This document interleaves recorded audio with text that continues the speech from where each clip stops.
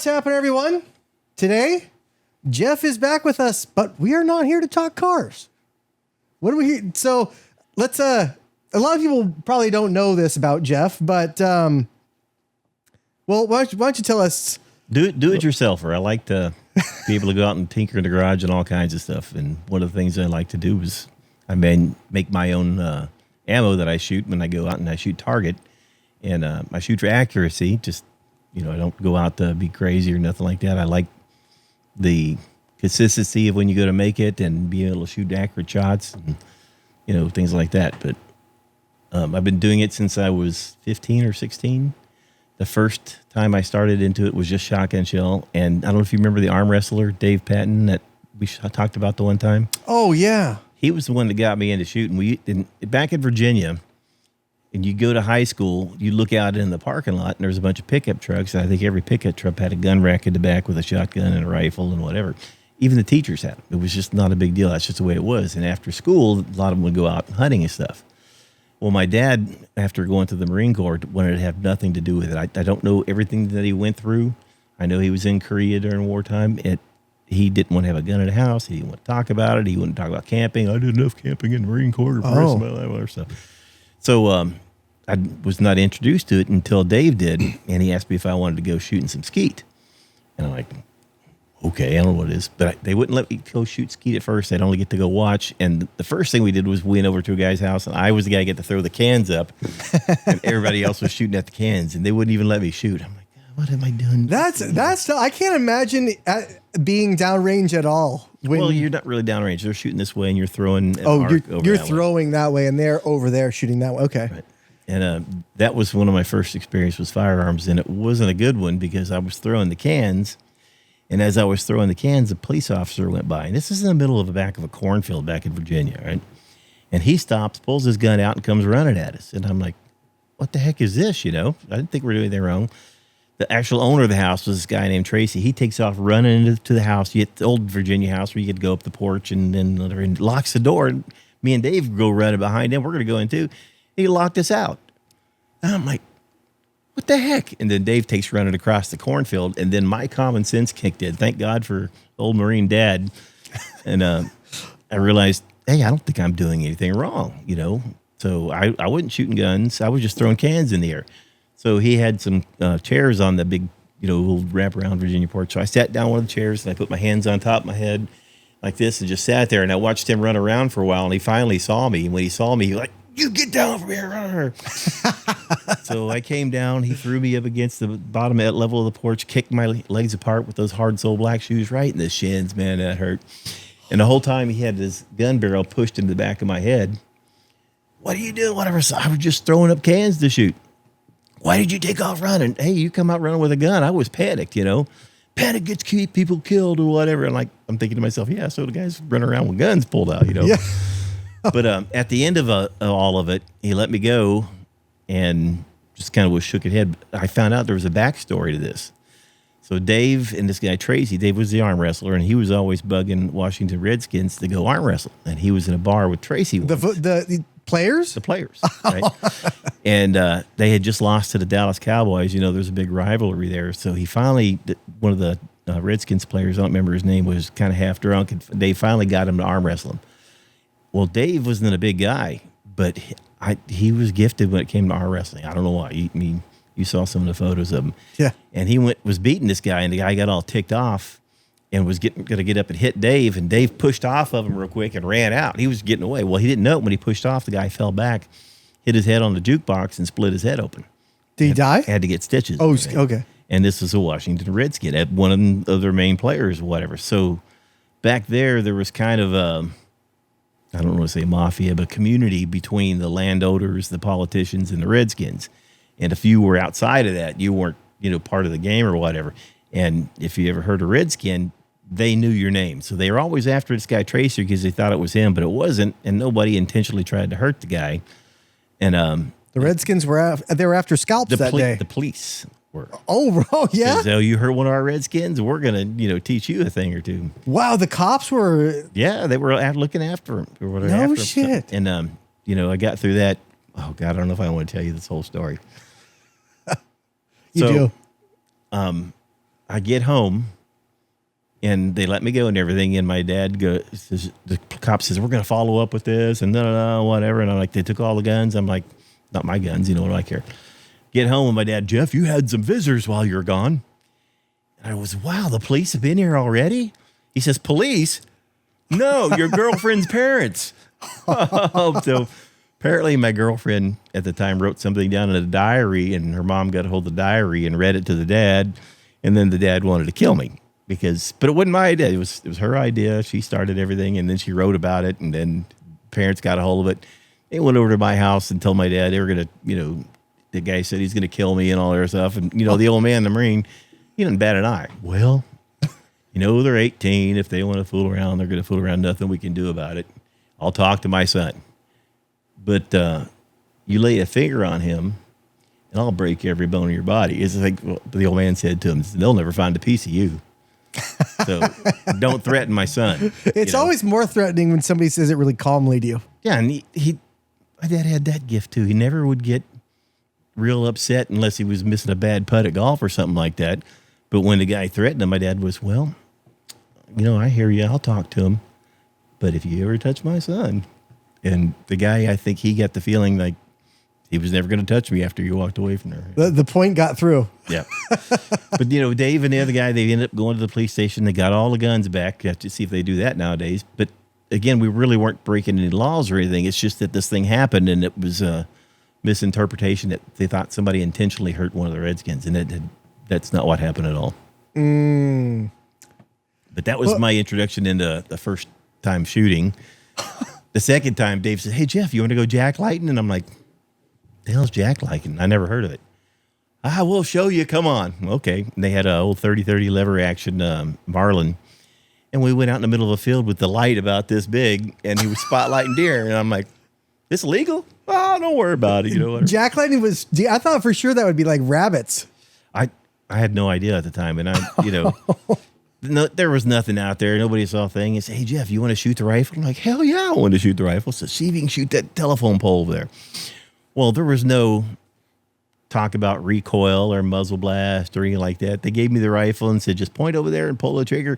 And then they got behind me, and I hear over there, snickering and stuff. I'm like, what's this all about? And I fired, boom, and I was about blinded from the blast and all. Now they're on the ground rolling, laughing because from the 30-30. Yeah, because it's not because it's a powerful gun or anything. I just didn't know what I was doing. Yeah, and you're young, you think, I pull the trigger. It looks like on TV, right? Did you have it under your?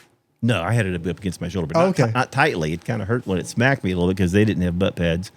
But that was probably the second time. And finally, we got into shooting skeet, where you go out to a field and you get scored, and you shoot birdshot at the clay pigeons, which are real brittle, like little Frisbee things like that. And that was just great fun. Yeah. Didn't have a gun, but they would rent you one at the range for like $2 or something like that. So rented them. And finally, I got to the point where I wanted to buy my own gun. And Dave had a Marlin shotgun. And it's funny, when you eject the shell, it would eject out the bottom. And then you jack it, it would come in from the magazine from the bottom. It was a really interesting design. So I thought, that's cool. I want one of those. And it was like $140 or something at the time. So mowing lawns and, whatever I could think of to do, finding pop bottles, whatever. I made enough money, went and bought the gun. And Dave said, great, now we're going to go out dove hunting. Okay, let's go out dove hunting. I couldn't hit anything because, first timer and all that. But when I was shooting, the pin that holds the trigger mechanism in came out. I'm at home looking at the gun and the pieces of it laying on my bed and thinking, man, I can't believe I spent all this money. $140 at the time. And now I got a gun that won't work. And my mom walked in and she said, what are you doing? And I told her the story, and she could see I was kind of ticked off. My mom was, old redneck from Oklahoma, one of 13 kids or something like that. So you give me that shotgun.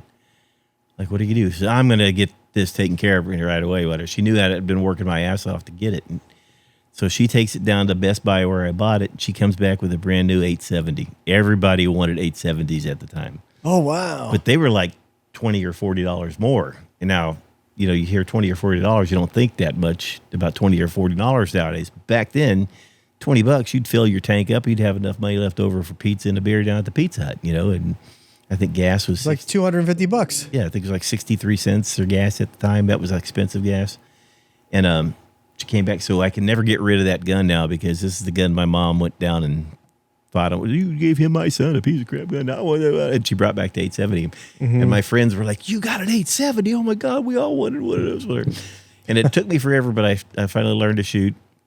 And I mean, a lot of practice and not a lot of instruction, which, you know, had I been smart, I could have taken some classes or something at the time. But the guys back then, go shoot it. What's the problem? You know, get it and tell you about leading the bird or, you know, anything. Yeah. So it was a lot of experimenting and whatever. So finally, Dave and I bought our first reloading thing for shotgun shells together. And it was a Mech 600 Size Master Junior, I think it was called. Great little machine, but it's all manual. You put a shell in, clunk, clunk, clunk, clunk, and then it comes out the shotgun shell. Looks like brand new.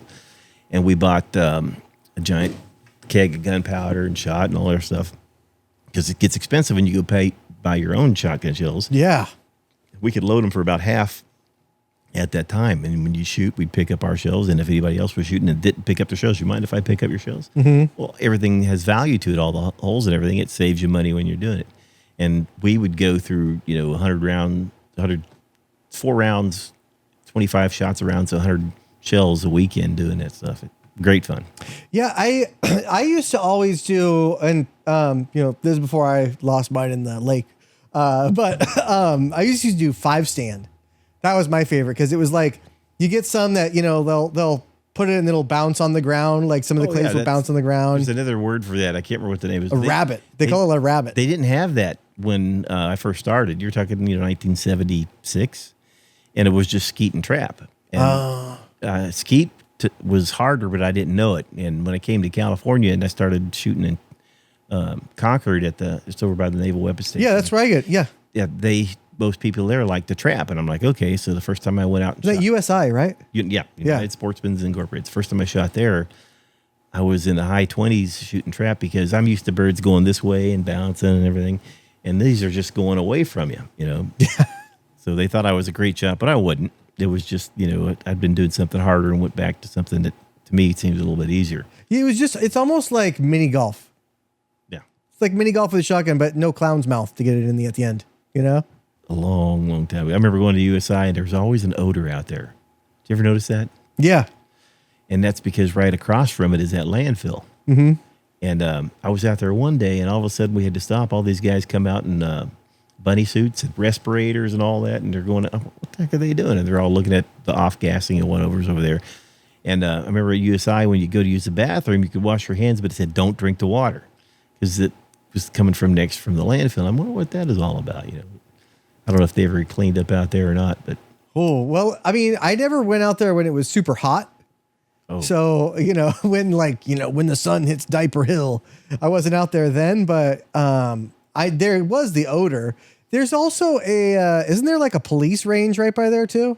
Yes, there is. It's not on that same property. I think it's across the, what is that, Fiore Road or something road? Yeah. Up the hill a little bit. I remember hearing them firing full autos and stuff. It was crazy because I had never been to a range that like served beer. Obviously, like beer after you shoot, obviously. That freaked me out too when I first came to California. I was like, holy shit. Back in Virginia, you couldn't just go to the grocery store and buy alcohol, booze, or anything like that. You had to go to the ABC store, which stood for Alcoholic Beverage Control. We, of course, call it American Boys Club. But you couldn't go to like a Safeway and shop around for booze or nothing. You went to this counter and you had to know what you wanted. You tell them and they'd go around and they'd get it and they'd bring it back out to you, a bottle of Jack Black or whatever, you know. And when I came to California and the first time I went to the grocery store and I saw the liquor aisle, I'm like kind of freaking out. I had to run up, hey, Dad, did you know they sell liquor at the Safeway over there? Oh, yes, California. Really? Booyah, you know. But so wait, you're telling me that California has an advantage over some other state? Some advantage, yes. That's insane. And, you know, Virginia at the time was extremely conservative. You know, they've done a lot of flipping around or whatever, but they were really, really conservative at the time. No hunting on a Sunday. Right? Oh, really? Because that's Lord's Day, right? I'm trying to think of some of the other things that they had out there. The butchers had a union, and they weren't allowed to sell fresh steaks or whatever after a certain time. So if you wanted a steak, you better get there before they close up shop. Otherwise, you're eating Oscar Mayer wieners or something, you know. had all these weird blue laws on the book. Couldn't drive a 2-wheeled cart down a cobblestone road on a Sunday after, I mean, I heard about these things and it was weird. But Virginia, I love Virginia. It's a beautiful, beautiful country. But at that time, they were really, really conservative, much more so than now. And you had to follow all their laws. I remember, first time I was fishing there and I caught a carp or catfish. I don't know what I was going to throw back. And Dave says, "Where's your fishing license?" And I'm like, "Fishing license? You don't need a license to fish. You're 16 now, right?" "Yeah." "Oh man, you got to have it." I'm like, "Get out of here. I've never heard of it before." When you're that age and nobody teaches you all that kind of stuff, it's just like, I felt so dumb afterwards. "Oh, you got to have a license to fish? You're kidding me." It is wild because I actually, I went fishing with my daughter not that long ago, and I had to get a day fishing license, right? And it was like, I think $16, which it was like $25 for the whole year. I probably should have just gone the whole year, but I haven't been fishing since. So anyway, but like she cast in, we went 2 different spots, like down on the river, on the American River. And we didn't catch anything except for one little tiny clam that had clamped onto the hook. So that's a $16 clam right there. There's a lot of times in Virginia I catch crayfish and not anything else. But so it's fishing, It's what I call it, fishing and not catching. Well, it's the fun of it, right? You bring a little cooler out, you sit on it, and maybe you have things to take back. Probably not, though. When you got a hunting license in California, and if you wanted to hunt deer or something, you had to buy a game tag along with it. And the game tag was a funny looking little cheap piece of paper, and you'd had like 2 deer and 2 turkey, and I don't know what else on there. So if you get one, you'd tear it off and stick it to the animal or whatever. But your cat tag, it wasn't just one deer. It was, I don't know, 5 different animals that were around there. What is it now? Because I haven't been. I've asked like a couple of my friends that have property if we can just like hunt pigs on there. But do you need a license for that? Even on private property, I believe you have to have a license. To get a license, you have to have taken the hunter safety course. And then you have to have a tag for the animal that you're going to hunt. So if you want a deer, you're going to have a deer tag. If you want wild pig. Now, wild pig, they may have changed something recently because pigs have been doing a lot of destruction. It used to be 1 pig a day and you had to have a tag. But now I think there's no limits on them. And I think it's because of the golfers, because I remember in Boundary Oaks at the base of Mount Diablo, they were coming down and tearing the greens up. So they were trying to figure out how to get rid of the pigs. And, of course, you couldn't do much there because it's in a populated area. Yeah. But people are realizing how much damage they do. I don't know if you ever seen where a herd of pigs would go through a field. Oh, it looks like a storm went through. Like they went through it with a discer or something. Yeah. It's amazing. You know what the number 1 cause of death of pigs is in California? Tooth decay. Really? This will be rooting around and think they'll get an acorn, and they'll get a rock and break a tooth, and it'll get infected, and it'll eventually kill them. So they're living their best life out of here. Without, without modern dentistry, of course. That's what they told me when I went through hunter safety. So maybe nowadays it's different, but back in, years ago when they said it was tooth decay. Well, I think pigs are a bigger problem now than they have been within the last 20 or 30 years, for sure. Yep. But that's also because people have moved into, other areas. Well, but people, when I was out in Virginia, I had a girlfriend, and she had a cousin, and we got invited to go down to North Carolina. And the girlfriend's cousin had a boyfriend who was ex-Vietnam vet, and he wanted to take us out into his little field or whatever. So he had a place out in the middle of nowhere where he was growing trout. He dug a trench and had piped in water and would grow trout. And he was also raising wild pig to let loose in Carolinas, which I didn't know it, but I'm sure it was illegal as hell, but nobody knew because it was out in the middle of nowhere. And he had a electric fence around it, and there was a bunch of piglets in there and 1 sow. And we walked across that. And there was one point in time where the piglets moved around, and we got between the mom and the piglets. And he's run, we had to run and hop the electric fence. That girl, she was coming, and she was going to take us out, Whoa. But he was raising them and letting them go in North Carolina. That was on the western part of the state near a town called Linville, I think it was. And her family had a diner down there. They called it the Pioneer Diner. And it was in a dry county. So you weren't allowed to drink or have alcohol or anything. Of course, at night, you'd go to the Pioneer Diner. You'd pull the curtains all closed. Everybody get paper cups, and they would drink Mountain Dew and some kind of bourbon. I can't remember what it was out of the cup. Ooh, It was Mountain Dew? It wasn't good. But a cop would come in he knew everybody what he was doing. He'd look around, and as long as he didn't see any bottles, everybody had a paper. Go, okay, it looks good, and then he'd leave, and you close up, and everybody go back to drinking and gambling and carrying on and stuff. So Dry County though, it's like they still have those. I think so. I remember I also went with her to a couple of Thanksgivings in Wilkes-Barre, Pennsylvania, and that was a Dry County. And they still had the old soda shop down on the corner where they had the old, soda jerks that were running and give you whatever you wanted, whatever. And you couldn't buy beer. I think you had to bring it into the county with you. I didn't know that. So the first year I'm dry, I'm like, oh, dang, what do you tell me about this, Oh, man. But Wilkes-Barre, it was interesting. When I was there, their grandfather had died years before, and they buried him in this weird little cemetery, and he had a headstone that the mom provided, and the kids bought a bigger one a couple of years later and rolled the little one down the hill and then put the big one on it. And the grandmother asked me while I was there, would I roll the other one back up and put it as a footstone? I'm like, yeah, sure, whatever, Dude, you ever tried to move a granite headstone?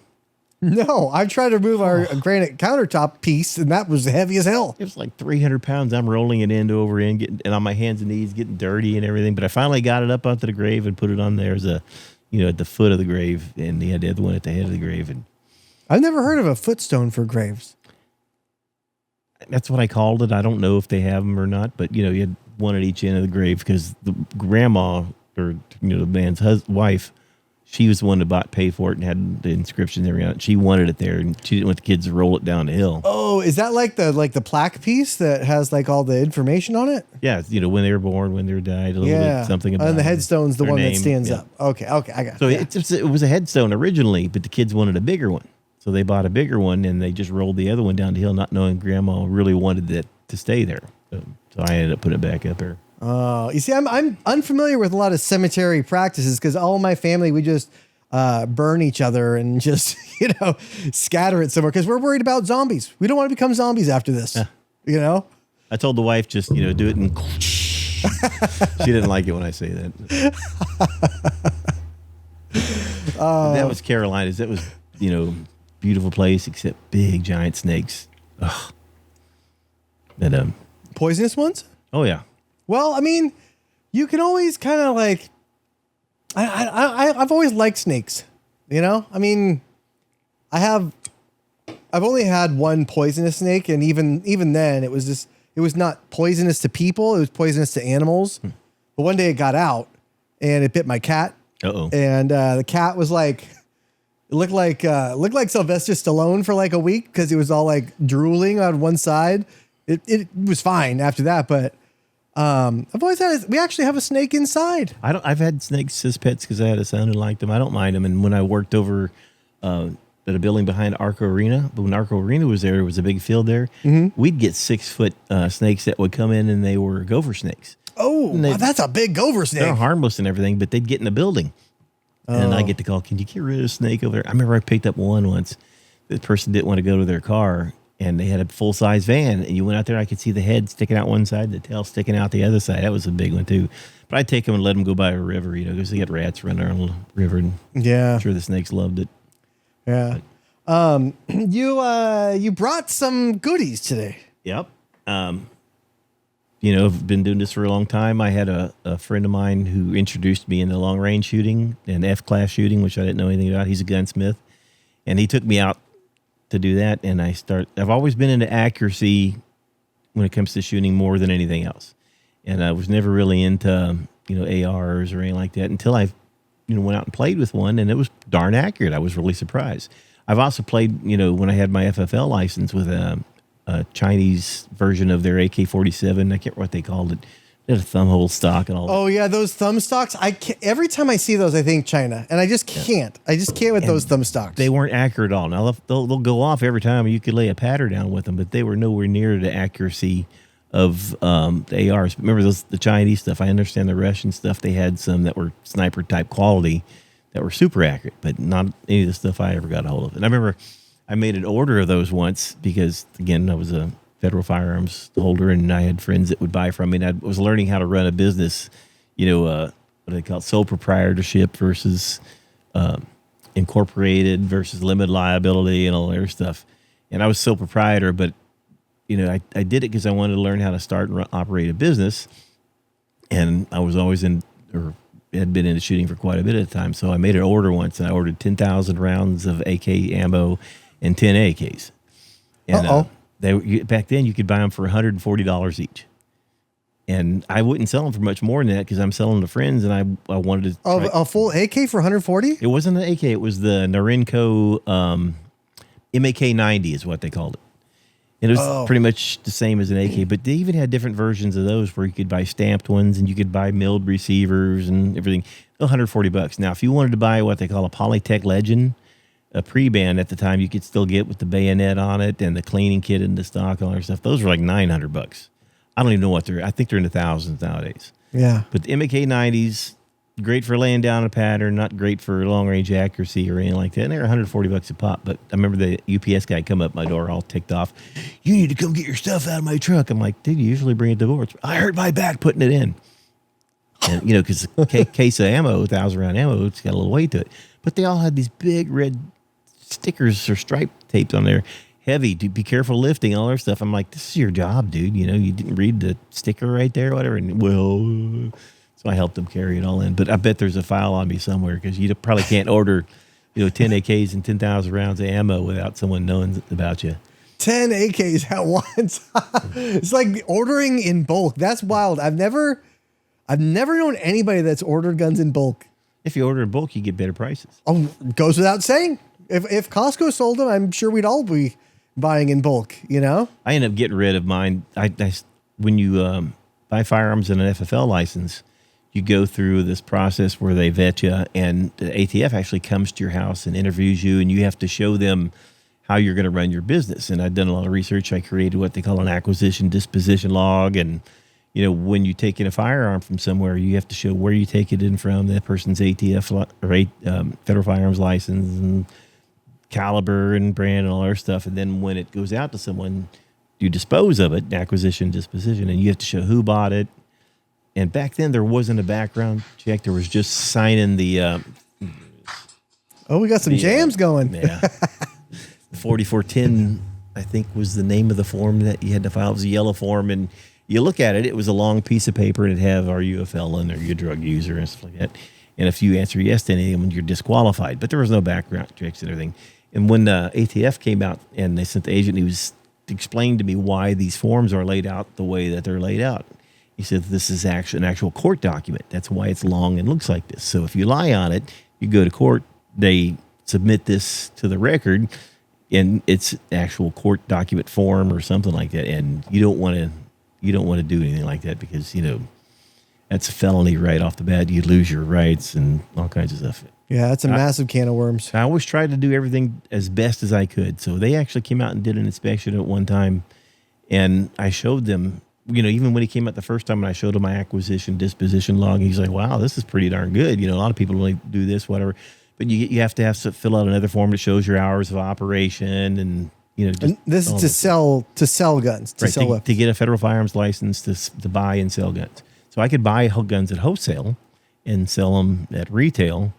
And, I was trying to do this, make a name for myself. It was JR's Firearms. And I had a card that I saw a rifle where a guy had carved in the metal a Cape Buffalo. And it was really cool looking, a piece of art. So I copied that on a piece like onion skin. And then I took that to a guy who makes cards. And I had my Cape Buffalo picture on the front. JR's Firearms for the sportsman. I don't know if I have any of those laying around, but I always was, again, for the sportsman, towards the target shooting and hunting and stuff like that. I never really thought about getting into AKs or whatever, but that's what everybody wanted to get at the time. Mm-hmm. But it was a great experience up until Bill Clinton became president. Old Slick. And they believed, I don't know if they believed or not, but their story is they think that people who own an FFL license that don't have a storefront are selling to gang members, which was the last thing in the world I would ever do. I wouldn't even get an FFL license if I could just sell the gun. I mean, just like, you have your people that would follow the law to what you're describing so much, and then to just turn around and basically shit on it. Back then it wasn't as bad as nowadays. You just had to have a couple of things, and you could sell firearms, and you had to keep track of everything. But nowadays, dude, if you go to the firearms store and you look at all these certificates on the wall, the right to resale, and you're like, Holy crap. And then if you have a range, you have to have your air tested to make sure you're not lead's not getting out. And Oh, I don't know how they did it. And, you know, people want, why is it so expensive? Well, look at all the stuff they put force on them. You know, it's ridiculous. But Bill Clinton had the ATF come to my house, and I was working nights at the time, and I was running my business from home during the day or whatever. ATF agent shows up at my house. Just my wife is there. And he says, I'm here with the ATF. You know, I know your husband has this license. He says, well, here's the deal. We can do an inspection where we're going to remove some walls in your house to make sure you're not hiding anything in the walls and all other stuff. And she called me up in tears. This guy says he's going to tear walls down in the house, all other stuff. Let me talk to him, you know. And I said, you take walls down, you're going to pay to put them back up, right? Oh, no, that's all on you.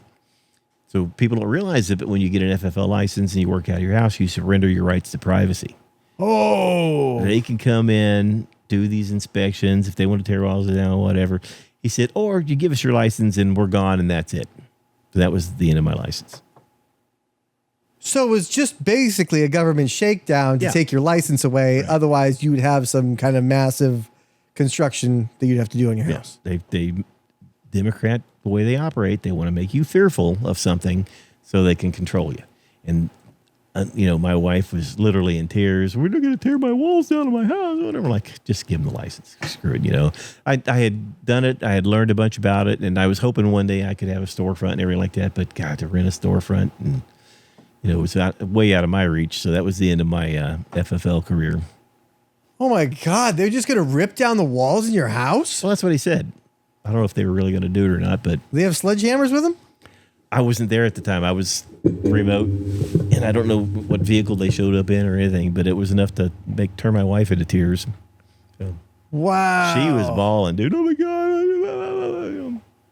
That's fucked up. It's pretty screwed up. So thank you, Clintons. You put me out of business. So Wow. You know what? I mean, they wouldn't have torn the walls down in Epstein's house, that's for sure. no. Yeah. You know, his Clinton's picture was up there in a blue dress, wasn't it? Yeah. He actually didn't look too bad in it. Funny blue dress, Monica. At least. Yeah, well, they also had George Bush with the paper airplanes and then blocks knocked down. I missed PW. that part. Oh, yeah, they had the two. So who outlawed the automatic weapons? Automatic weapons are not outlawed. People think you cannot own an automatic weapon. It's totally false. You can own one. There's a process you have to go through to acquire one. I have friends who live just outside of D.C. who have plenty of them. I have a friend who had a Ma Deuce, 50 caliber belt-fed machine gun on a tripod, and he used to take it and go to shoots and everything. Now, you get one, you go through this Belt fed? Oh, yeah. Yeah. I couldn't afford it because the ammo is ridiculous or whatever. But he was right outside of D.C. He doesn't have it anymore. He bought it, I think, for $9,000, and he sold it for enough to finance his kid's college. But it was so big, he had a gun room like you couldn't imagine. It looked like walking in a museum, you know. But the 50 wouldn't fit in there because it was so big. So you walk into his living room, and there's a 50 with a plan on top of it. You know? How realistic is it that somebody like, because I know that one's on a tripod, but how realistic is it to where somebody can do like a Jesse Ventura and carry that thing? Totally false. You're talking about a minigun? Yeah. And as a matter of fact, I have a friend who's a CHP officer now who was airborne before, and at some point in time, he had to do some kind of demo with the military. I think it was at the Hollywood gun range, and Schwarzenegger showed up, and they had a real minigun. They let him shoot it. Now, you're talking about a .308 rifle, which is about 60 pounds of recoil, and you're firing 1,200 rounds a minute or something like that. So if you do math, you're getting the thousands of pounds of recoil, and nobody can hold that back. It's usually mounted on something or whatever. And Schwarzenegger, with the fire, he said he climbed up and shot a couple off the range. Oh, really? Yeah. So the stuff you see on TV is totally false. It might make a spark come out of it, and they dub in noise and all that other stuff. But if you do the actual math about how much recoil it is versus how many of those per second or whatever, nobody could keep from that thing climbing on them. That's what it always seemed to me, because you never see like in any kind of I don't know. Well, you right now in like the Ukraine war and in the Gaza war, you can see like there's like video of it, right? There's real video. And so like even like back in Vietnam or Desert Storm, you never see anybody carrying that thing. You know, it's only in movies and video games. Yeah. Yeah. Well, that's a bummer. Those are mounted on something if they're going to be affected of it. And, you know, fully automatic, I get that there's a purpose for it, like laying down, covering fire. Suppressive you got fire. A bunch of things like that or whatever. But I don't think it's as good as, you know, taking aim and taking a shot. Mm-hmm. Right? One shot, one guy goes down and versus hopefully you hit something. Yeah. You're wasting a lot of ammo. But I see there's a purpose for it. But, you know, you're asking me about machine guns, if they're illegal or not. And we're talking about it as a fully automatic weapon. Machine gun and assault weapon, all that stuff are, to me, they're really non-descriptive terms. If you want to get down into the firearms and you talk about how they function, you have to talk about specifics. You know who coined the phrase assault weapon or assault rifle? Probably a politician. No. Who was it? You never Googled that or anything like that? No. So if you Google it, it says in there that the belief is that it was Adolf Hitler. And he was being demonstrated a new fully automatic type of machine gun. And he said, wow, that in German, I don't know how to pronounce it, whatever, but they called it a Sturmwagen or something like that, or a storm rifle. And, you know, if you translate stuff from one language to another, it doesn't come across exactly the same. So a storm rifle to use to storm your enemy, assault rifle. So there's not actually really any assault rifle. It's just a term that he came up with. And he started using it really to strike fear in your enemy. Oh, go! Those guys got the Sturmwagers or whatever it is. But it's not descriptive or anything like that. And it really ticks me off when people use it because you're really kind of paying homage to Adolf Hitler himself, the man who coined the phrase, you know, assault rifle. Well, the craziest thing to me is when you say AR and they're like, well, that's what assault rifle stands for. You know, it's like, oh my God. Armalite Rifle Company. But yeah, well, let me tell you, let's have a seat. Yeah. You know, because it's just like, and military style assault rifles. That's funny. It's such a loaded term. Again, there are certain individuals in certain places that want you to be fearful so they can basically be the person that you go to and help you run your life. And, you know, then they can control you. They want the monopoly on violence. Yeah. That's the other thing is, you know, you saw that thing in Minnesota. They called that blue on blue crime up there. Well, all of a sudden now there's a lot of folks up there in blue saying, hey, you know, we need more protection or whatever. Well, you've been arguing against the Second Amendment all this time. It's for your protection. Now you want it because they're after you, or whoever this nut job was up there. I've always been surprised about how that state is because it's like, it seems like it's in a territory where, you know, it's close to Canada and everything, but it's like, you would probably have a lot of dangerous wildlife up there, no? And lakes. I mean, it's a beautiful place in the spring, summer, fall, whatever, brutal winters and all that. But the other thing is, you remember, these were always, for many, many years, I believe they were conservative, right? Well, then you had groups moving in and electing people like Ilhan Omar. Bless her heart. And that's because they got a group of folks that gained, you know, so many votes, a majority or whatever. And that's how those folks get in the office. And then they come out and say some of the craziest stuff in the world because who was it? The Chinese said, oh, we'll take over the United States and never fire a shot. Well, they're going to move people in and start voting a specific way. Yeah, I always wondered, like if I'm in Somalia and it's like, is it everybody's just dream to move only to Minnesota? Like nobody wants to move to Nebraska? Nobody wants to go to Texas? You got to wonder how they picked those areas. Obviously, they've never been through a winter up there. Yeah. Because Somalia nowhere near to a Minnesota winter, man, that's a shock. That's got to be a big culture change there, I would think. I mean, maybe they're resilient people. To live in Somalia, I guess you would have to be. You know. Yeah. Well, actually, so now that you bring it up, so we were just talking before the show about Black Hawk Down. So I think maybe we start with that one. All right. That particular firearm? Yeah. Okay, so Black Hawk Down, the movie. I can't remember who the names of the actors were in it, but a Black Hawk goes down, and they go in to save the guys and bring it back. I remember Tom Sizemore was one of the actors there. He just passed away. I think it was today or yesterday. Oh, really? And was it Josh Hartnett in there?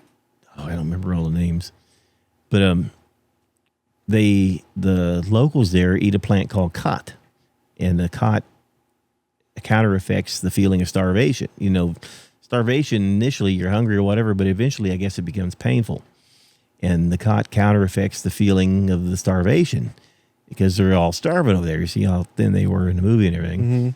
And well, the other thing it does is it kills pain in your body. So the AR, you want to see the difference between the AR bullet and the one they developed for that? Yeah. In my pocket. So the AR, is a small bullet. It's a 22 caliber bullet. In metric it's 5.56, but in American standard it's 2.23, which is 22. So that is an AR bullet. And that's actually a large AR bullet, believe it or not. I can't remember how the grain's in on that, but you can get different bullets, and you can get some that are so large that they won't feed through a magazine. You have to shoot them one at a time, but they're a lot more. The longer they are, they're more accurate. Things like that, versus the 458 SOCOM that they developed for the Mogadishu Somali incident. So they were shooting the guys with these, and remember the military, they were all full metal jacket. This will act similar to a hollow point because it's got this polymer tip. The polymer tip pushes on. Oh, is that polymer? I was wondering if it was. I was going to ask if it was wax or not, or like a plastic. It's like a plastic. Oh, okay. But it pushes in and causes the bullet to expand. But they didn't use expanding bullets in the military. I don't think you're allowed to. I don't know how it goes. It's Geneva Convention. No, hollow points or dum-dums they used to call them, whatever. But this is a hunting round. So they use full metal jacket, which is just a solid non-expanding bullet. It goes through you like pushing a pencil through you. But it's 22 caliber, and they'd shoot them 5, 6, 7, I don't know how many times, and they wouldn't go down. And you're wasting all your ammo. And Special Operations Command said, "Hey, we're having this problem where we're shooting people. They can't feel it because they're all hopped up on this stuff. It's like They just die later." Right? It's like back in the Philippines, I think it was. That's the reason they came up with the 45 ACP is they were shooting 32s, 38s, stuff like that. Well, they drug up a bunch of people and send waves in with pitchforks and stuff like that. And of course, we'd shoot them all and they go down. But it'd take a lot of shots because they were all on drugs and everything like that. And once we're out of all of our ammo, then the next wave would come in that had the real weapons. So they came up with something that would put them down first time in 45 ACP, 45 caliber. And in Mogadishu, Somalia, they came up with the 458 SOCOM. And what's interesting about the 458, they want it to work on an AR platform with the same magazine. So you can take a 30-round AR-15 magazine, put a sticker on it that says 458 SOCOM, and load it up with 10 458 SOCOMs, and it's a legal 10-round magazine. But if you wanted to dump it out, you could load it up with 30 rounds of AR, but because it's got the little sticker on there, it's a legal magazine. That's another thing where, if there's a lot of folks that if they don't know a lot about firearms in detail, they'll say, okay, we're going to outlaw 30-round magazines. Okay, slap a sticker on it. Now it's a 10-round magazine. It's not legal anymore. Mm-hmm.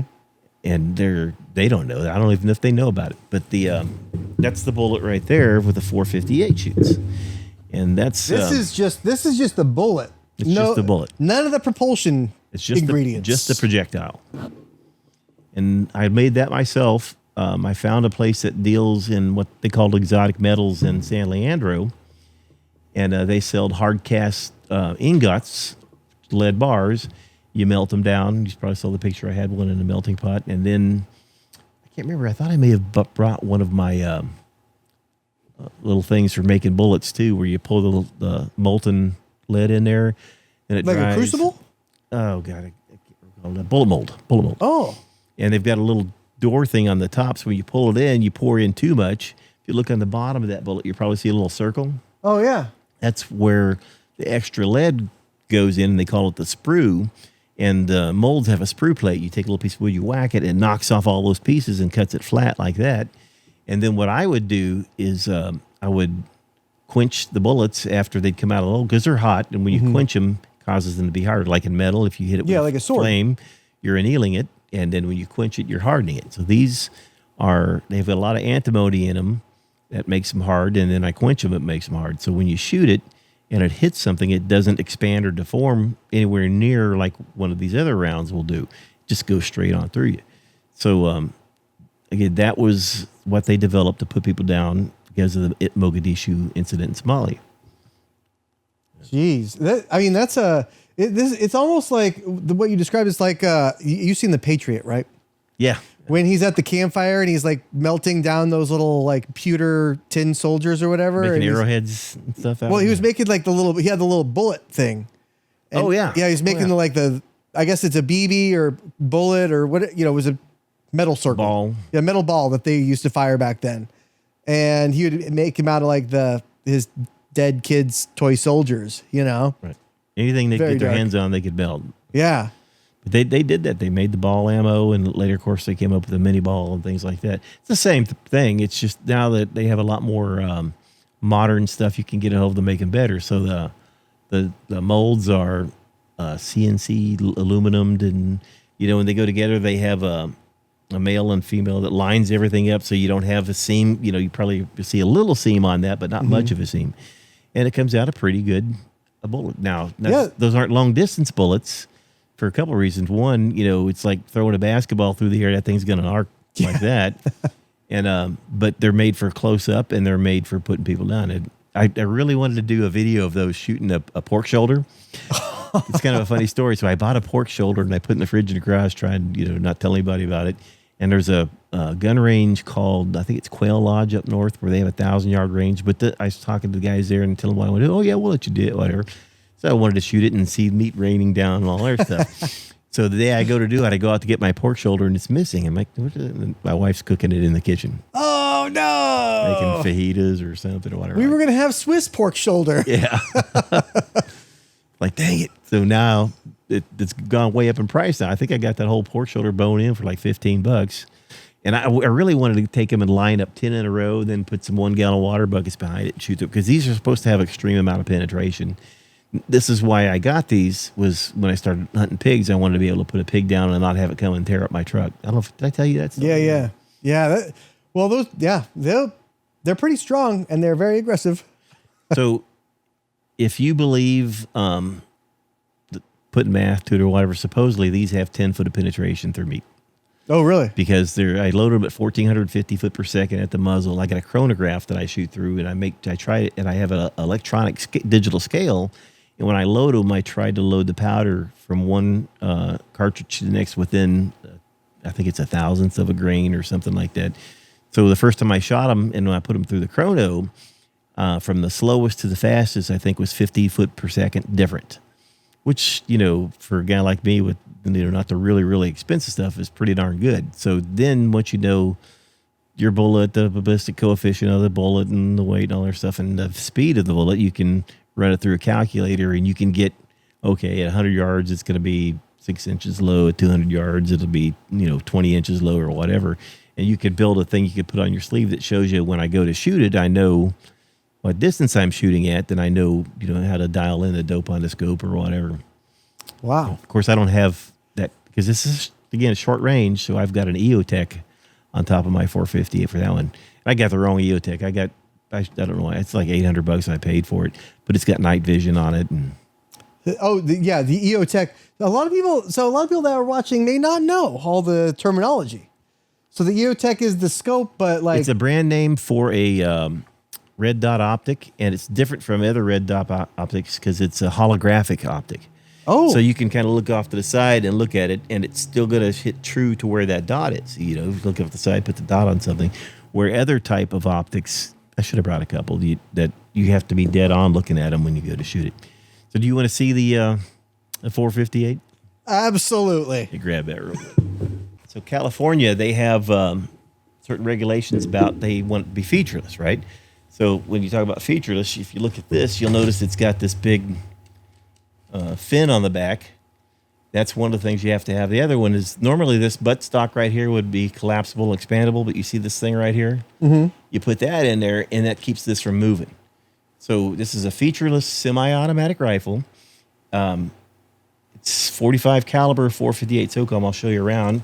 It's got the EOTech on the top of it, and I've got the MBUS sights. EOTech operates off a battery, and if your battery goes bad, you want backups. So these are your backup MBUS sights. You can look straight through the EOTech with those. Wow. Let's see. Thank you. And to turn that on the left side, you'll see 3 buttons, and one's up and one's down. If you took the up button up, you'll see the reticle come online. You might have to move your head around to be able to see it. Oh, yeah. Oh, wow. It's a little. I've only had it where it's just a little dot. Yeah, you can increase the intensity of it or decrease it. I like it at real low intensity. And honestly, I'm not a fan of red dots Really? because again, I was always into accuracy, but that's again, it was only a 100-yard gun, right? But if you take that red dot and you try to look at a target at several hundred yards away, that red dot covers up the entire bullseye area of it. Whereas, a rifle with a typical crosshair in there does not. Wow. Yeah, you're never supposed to point these at a person, but these people are in the camera, so they're okay. Yeah. And if you want to know what the full shell looked like, here's the full shell, and this is live, so don't put it in the gun. That is a 458 SOCOM shell that I made. Wow, look at that. And it's really interesting because it's a pistol primer and pistol powder with a real giant bullet on there and a real kind of a funny brass case that they developed. It came from a different one. I can't remember if it was from a 50 AA or something. They necked it down to 45. So it's really kind of an oddball cartridge, but I love shooting it. It's not, you shoot it, you think it's going to bust your shoulder. It's not bad. Really? Yeah, it's not bad at all. You could sit there, tung, tung, tung, tung. You'll notice because every action's got an equal opposite reaction, but it's not that bad. So, wow, it's just so much. It's got so much weight to it. It's so much business. Obviously, this has this is what most of the weight is. 500 grain a bullet. But like, wow. So most ARs are like a 55 grain bullet versus 500. You can see, when it impacts something, the transfer of energy is much greater on a bullet that's got a flat nose on it and it's that big. Yeah. So transfers energy is what, it's the difference between taking a needle and putting it through your hand and it'll go right through versus, say, taking a hammer handle and try to push it through your hand. It's not going to go through. It's going to push your hand. Yeah. Needle and then hammer. Yeah. So wow. It's such a difference. Like if you look at them all, it's like these are both the same thing almost. Generally, right? They go in something and they shoot somebody. You can take this firearm and remove the upper. Gotta have it down. And put another upper on it and shoot the 5.56 223s. You just change out the upper, right? Uses the same, those bullets, the big one and the little one, use the same magazine. That SOCOM said they wanted to be able to take rifles they had, just do this quick switch to them. I mean, away they go, And I understand SEALs use them now when they board boats and stuff because I don't think those ricochet the same as a super high velocity round. And really? Now you can, not in California probably, in other states, you can get suppressors for these and subsonic ammo. So all you hear is the rifle going click-click when you shoot it pretty much. But again, you're throwing this giant, lobbing those giant rounds downrange. Yes, somebody's going to hear that.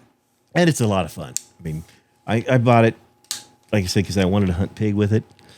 And that's also out of the 4570. You want to hunt pig. Oh, dude, the 4570, you want to thump your shoulder. Much, much worse than this thing. Same bullet.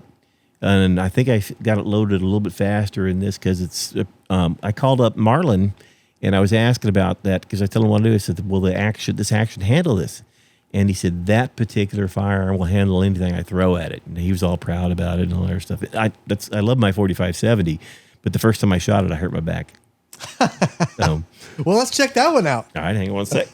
What I really like about this one, you see the lever, oversized handle. Yeah. So you can have a gloved hand, and it's great. Oh, be damn. This shoots the 4570 government round, and you can see the barrel is pretty stout, right? Yeah. Although it's short, and it's 7+1. So you can sit out there and put 7 rounds into a pig. This is your safety. It's half cock right now. You heard about going half cock? That's off. That's on. That wasn't half cock. That was actually all the way down.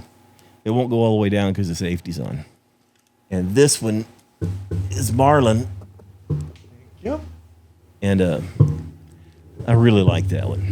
Ooh, this is a...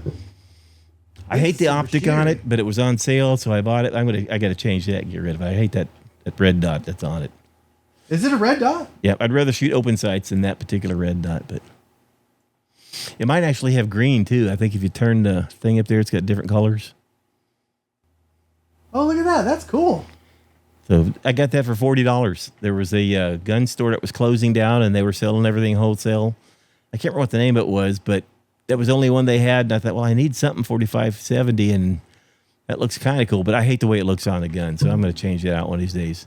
I put that Picatinny rail on the top because it was just the iron sights before, and boy, did I mess up when I put that on the top. I didn't know that the bolt holes that hold that Picatinny rail on, they go all the way through the top of that receiver, right? Oh, really? So you can run your hand here and you can feel the bottom of those holes, right? Well, when I put it on, didn't want to make sure it didn't come off, so I used the Loctite. Well, it got into the action, and then I couldn't open it up. Like, oh, man. But I was working at a gun range at the time, and I took it to the gunsmith there, and he just, oh, watch this. And he hits it. And then goes, there you go. I'm like, He just Fonzied your gun? oh, man. I was like, but, supposedly he's been through all the schools and everything. And it works fine ever since. So, Man, that one, that'll make you tired carrying that one around. yeah, a lot of people see the folks carrying firearms around, and they don't realize they have weight to them. Yeah. And if you're hunting, I remember I used to hunt elk in Colorado, and I'd carry I bought that gun, right, a 7mm Remington Magnum, and I had a Ruger Red Hawk 44 Magnum I carried on the side because you had mountain lions and all kinds of stuff. Oh, yeah. And man, at the end of the day, I was hating that handgun. Why did I bring this thing? Whatever. Yeah. And I think I brought it one day, and I'm like, not going to bring it anymore again because you climb up and down mountains 8,000 feet hunting elk, and you get the rifle and the handgun, and you don't really need it, And I was hating it at the end of the day. I don't know how the guys in the military, I guess, they get used to it, but can you imagine the guys carrying the 50 around or? Well, you have to be one of the big dudes. You have to be somebody that you could have been playing football, Because any regular dude is not going to be hauling that 50 around with a sidearm. No way. And after carrying it around, you're just like, oh, I hate this. The seven mag, I'll show you that one. All the guns I have, I really believe that one's the most accurate. Really? And when I first started getting into accurate shooting, I had a friend of mine talked me into doing the 7 mag. I was thinking, hey, buddy, there's a 30-06. Well, Jeff, you got to look at. And he brought a chart out and showed me the flight of bullets compared to other firearms. And the 7 mag was a lot flatter. It didn't drop as much. And they were right, dude. When I shoot that thing, the last time I took it out, I was shooting, I think, 100 yards. I put 5 shots down range. You could have covered them all with a quarter. Really? It just fires it like a laser. Yeah. Well, it'll kick the heck out of you because I think it's got 28 pounds of recoil or something like that, maybe more than that. It kicks like a mule. But, when I was young and stronger and everything, I could shoot. I'd only shoot 20 rounds because that's about all I could afford. But I could put 20 rounds down range, and it's not like nothing. So now if I go, I'll put 5 rounds, and I'll say, okay, yeah, it's still on, holding it, whatever. If I ever get to go hunt elk or something again, then I'll know it's on and not punish myself. But, dude, that thing kicks like a mule, Let me show you that one real quick. Okay. Legal in California, you can buy it or whatever. And this is a basic old bolt-action rifle. It's a Ruger M77. I got the nice Leopold scope on there, and I did the thing where you load your... Do you mind? Go right ahead. You load your shell, and I run it through the chronograph, and you write into Hornady on their website, and they send you a free scope cap that they have calibrated to your round. You can put those covers away if you want. That's okay. Oh. Yeah, they're about worn out. Go ahead and take both covers off, front and the back. Just toss it over here. But that Leopold, who did the scope, it's great that they do that. So the scope on top, you see the numbers on it. Those are all calibrated to the round that I shoot. Wow. So that's my first Leupold, and I just love it. Now, I had a trigger job done on that 7 mag. I've got a friend of mine who's ex-military who does gun stuff all the time, and you see it's nothing in it. It's unloaded, right? Mm-hmm. So slap that bolt forward and close it up, point it in a safe direction somewhere, but feel the trigger pull on that. Dry fire? Good. Go ahead. It's okay to dry fire that one. Ooh. That's right. That's right when you like have just enough pressure, but you're not squeezing down like, come on. It's like, but you're not just touching it and getting surprised either. Right. It's crisp, but it's very, very short trigger pull. Oh yeah, I like this scope too. Yeah, I like that scope. Leupold makes a good scope. There's no doubt it. And they send you the scope cap calibrated to your cartridge, so you want to be 100 yards, dial it on one. You know, Yeah. it's cool. And I bought that one when I had my FFL license, and it's my third 7 mag. I shot the barrel out of 2 other ones. You know, when you fire large caliber rifles, the heat and the blast and everything out there, you start to erode the inside of the barrel. It'll get to point to where you'll get what they call throat erosion, and you'll start losing accuracy. So when I first started loading these, I load the bullet way out too long, and I put it in there, and when you pull it out, you can see where the rifling put a scrape on the bullet, right? Mm-hmm. And I'll back it off like 1/1000th of an inch till it gets to the point to where there's no scrape. Okay, from that point, I'll sink the bullet in another 40 thousandths. So the bullet in the chamber is 40 thousandths of an inch off the lands of the rifle. It gives enough to get the bullet moving forward, but it's not, clamped down on the bullet. So if you look at ballistics of cartridges and everything, there's, I like to say 4 types of ballistics: internal, external, terminal, and then there's the forensic ballistics. So the internal ballistics are what the cartridge does when it goes off inside the rifle. When the bullet exits the rifle and it's in flight, those are external ballistics, and when it hits something, that's a terminal ballistic. And bullets are made to do specific things with all those ballistics, right? There's bullets that are made to expand. There's bullets that are not made not to expand. And the bullets that are made to have a huge high ballistic coefficient, which means they overcome wind resistance and air resistance better than some other bullets. They put a number to it, and the way they do that is they have 2 standard projectiles. I think they're BC1 and BC2, ballistic 1, ballistic 2, whatever. I can't remember. But they take these 2 standard projectiles, and I think one was a 50 BM Browning machine gun round, BMG. They fire that, and now they have Dopplerator. Back in the day, I don't know how they did it, but they look at the arc of the bullet, and then they'll take another projectile and fire it and compare the two, and the differences, they'll use a calculation, and they'll add a number. Okay, this flew so much better, so its ballistic coefficient is this. This flew worse, so it's this, A higher the number ballistic coefficient, the better the bullet flies through the air as compared to the standard projectiles that they use. So the ballistic coefficients it's a unit of measure, just like sort of like an inches to distance and things like that, but it's a unit of measure how well a projectile can overcome air resistance and wind resistance in flight. So this is a 308 round. Oh, we are familiar. Now that one is a Hornady A-tip. And those are made on like a lathe or CNC machine or something like that. And according to Hornady, when you get the box of 100, they were manufactured one right after the other, and they still leave the tooling oil on them. When you get them, you have to wipe all the oil off and everything. But you have like 101 to 100 or 201 or whatever. It came off the line in sequence, and then they could put it right in the box. It almost should be like that, though, right? For accuracy, yes. So remember, when you're shooting long distance and accuracy, you're trying to remove as many variables as possible. You want the same bullet that will act the same way, the same powder, the same amount of powder, the same primers, the same rifle, and you want to remove as many variables as possible. Then I chronograph it, and I sight it in, and once you have again sighted in, and the speed of the bullet, the ballistic coefficient of the bullet, you run it through the calculator. They have an online calculator for free you can use. And it will give you the bullet drops out to 1,000 yards. Now, bullet drops, there's windage and elevation, right? The butt drop is elevation. To me, that's, pretty well easy to do. You always know what it's going to be because it gives you to. The windage, on the other hand, that's a whole nother thing. Because when I first start shooting the 1,000-yard range, and I should see you picture the 1,000-yard range, you see all these flags down there. Well, wind is like current in the ocean. It doesn't just go at a steady speed. It goes and it slows and it gets faster and it slows. So when you're trying to calculate for the wind, it is a pain in the butt. You're chasing clicks like, okay, you shoot, well, a puff come and blow it a little off. I had those 1,000 yards were blowing them 4 feet left or right. Wow, these here? Yeah. And that is a very high ballistic coefficient bullet. As a matter of fact, those bullets are over $1 each just for the projectile. Yeah.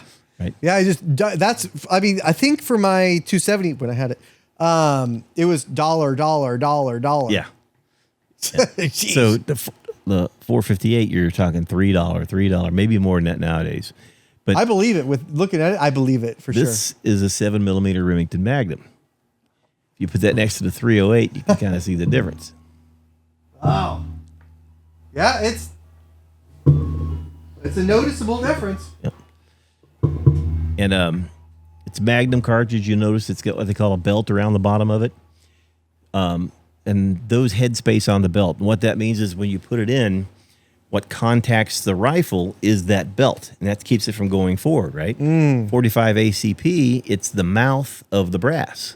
So that's why you don't put a crimp on a 45 ACP. If you look at that, you'll see a crimp around the mouth of where that meets the bullet. Yeah. And I think I have a special. I brought the crimper just to show it to you, but the crimper is cool. You can see the marks on it and everything like that. But that one headspace is on the shoulder, right? Because if you look at the tail end of it, it's the semi-auto. I think it's based on the 308. If you look at the bottom of the 308 and the bottom of the 458, there should be darn near same. You know, look at them from the side. Oh yeah. Oh be damn. So what prevents it from going forward on the 458 is the shoulder, and I think it's also the bottleneck. The same with the 308 or semi-auto rounds. Well, if there's nothing, you know, they go and jam the bullet into the lands. You don't want the bullet sitting up against the lands because, you know, in physics, it's easy to get something into motion that doesn't have any resistance to it. So if it's sitting up against the lands, it has resistance to it already. And when you go to fire, it takes the powder needs to build up more pressure to push that bullet forward because it's already sitting against something. That's dangerous. That's when your pressures get to the point to where you blow your gun all over the place. You want that bullet to get moving just a little bit before it hits the lands so your pressures don't go up through. Now, pressures are, the unit of measure is a copper unit of pressure. So they have a gun. It's not really a gun. It's more like a tool. They put a shell in, they fire it, and it measures the pressure that's exerted on the chamber walls, and that's how they get the copper units of pressure. So every firearm is manufactured to handle a certain amount of pressure.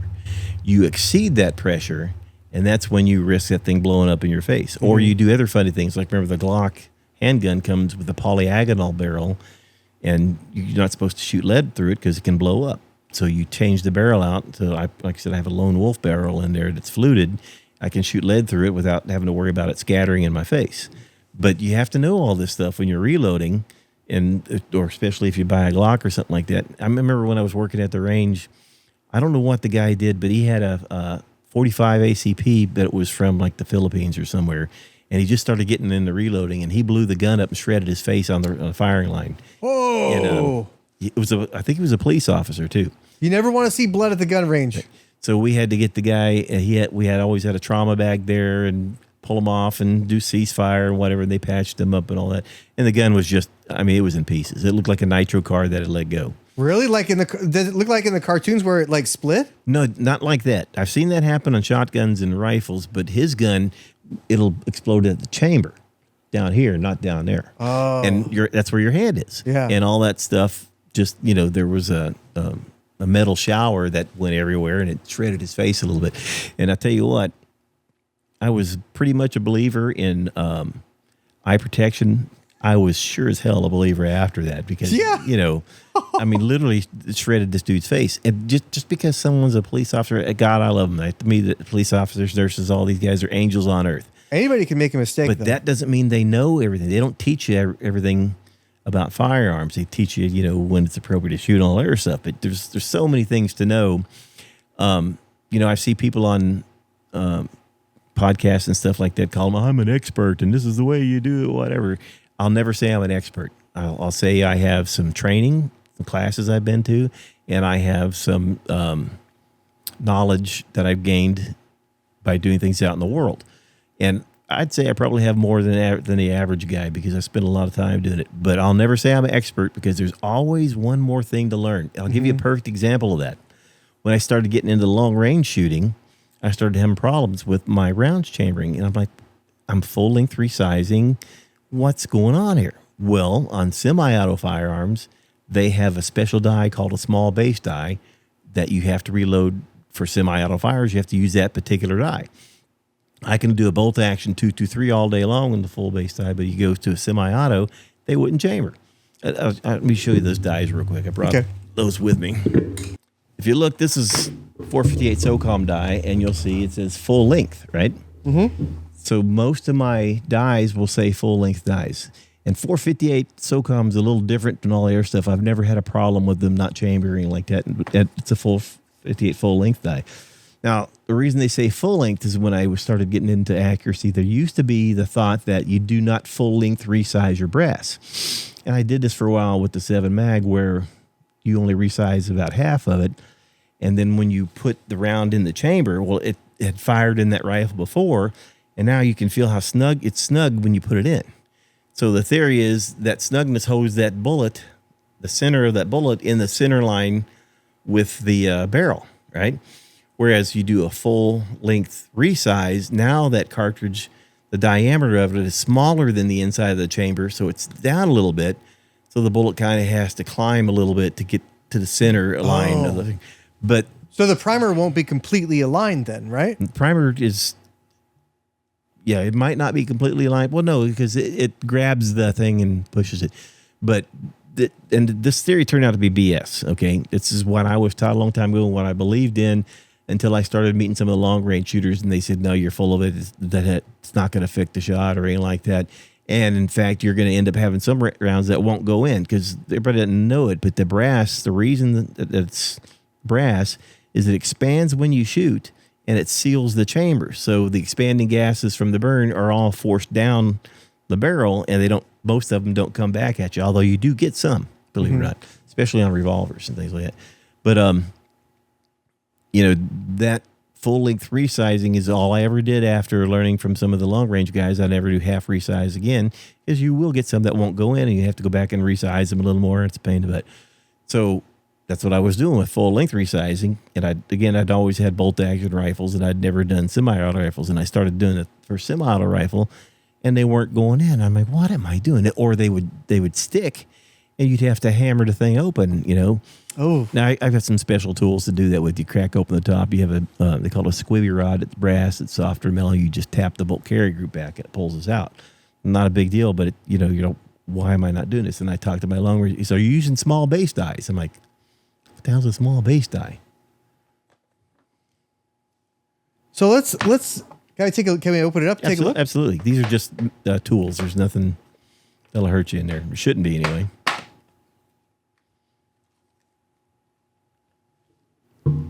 So that's what this is the small base. Yep. That's what those look like. And they look pretty much the same as, the full size.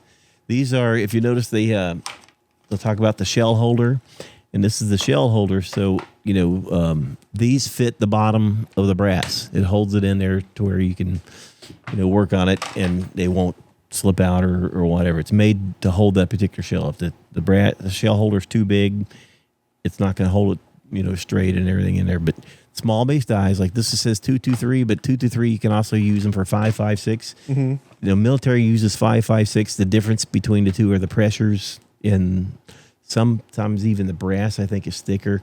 If you get the LC, which is Lake City brass, I think I've tried loading those, and they wouldn't hold as much as a 223 brass because the walls are thicker to hold more pressure or water like that. But military goes with 5.56. Dimensionally, they're the same on the outside. The difference is how much pressure you're putting in it by what powder you're using and how much of that powder.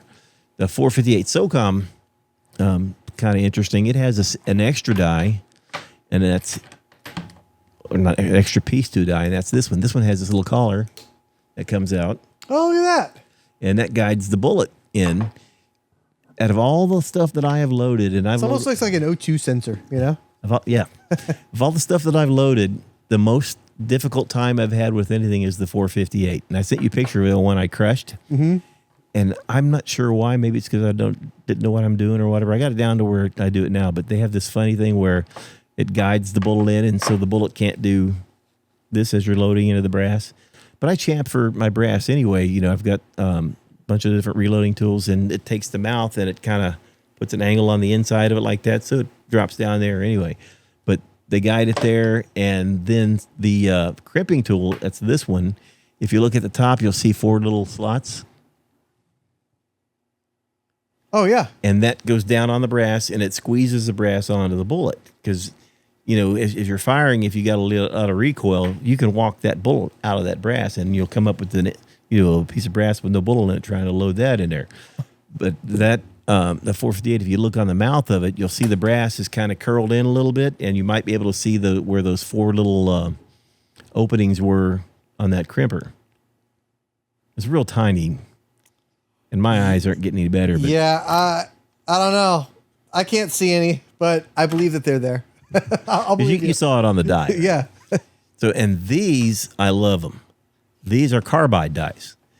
They don't have these made for rifles yet that I know of. But when you go to reload, and you go to first thing you do is you press out the old primer and reshape the brass, and you end up getting to a point where you put the powder, load the bullet, and everything. Well, the compression and the tolerances are so tight in these, you always used to have to lubricate your brass. And you have just roll out lube pad, and you have spray lubes and all that stuff, but it's lube, and I hate it, it's a pain in the butt.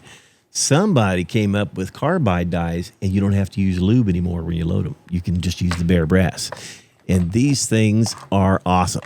I love them. There's some 5.56 in there, I don't know why. But there's the one that knocks the primer out. Oh, he's right on you. Got it in here. Oh, look at that. Yeah. So that puts the primer in? That knocks it out. Oh. The old one. And if you look at the metal between the two, you can see this is a little bit shinier than that. Oh, yeah. That's because this is carbide die, and this is a regular one. Then you have this one, and that opens the mouth of the case up just a little bit for the bullet to go in. Then you have the bullet seater one, and that one sits the bullet in. Now, if you look at this, it says 40 and 10 millimeter. Mm-hmm. A lot of dies you can use for different calibers. 40 millimeter and 10 millimeter is the same. You know, one's just standard, one's metric. And the difference between a 40 millimeter and a 10 millimeter is just the length of a shell. You could probably shoot a 40 and a 10. I don't know if they would operate the action or anything is how short they are, but it's the same 357 Magnum will shoot 38s. Mm-hmm. It's just the distance of the length of the cartridge.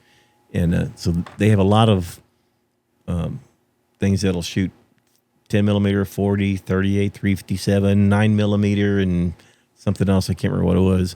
Maybe it was 380. And the 357s I have come with a ring that you put on here, and it just slaps on there. And that ring, if you measure it with your calipers, is the difference between the length of a 38 Special and a 357 Magnum.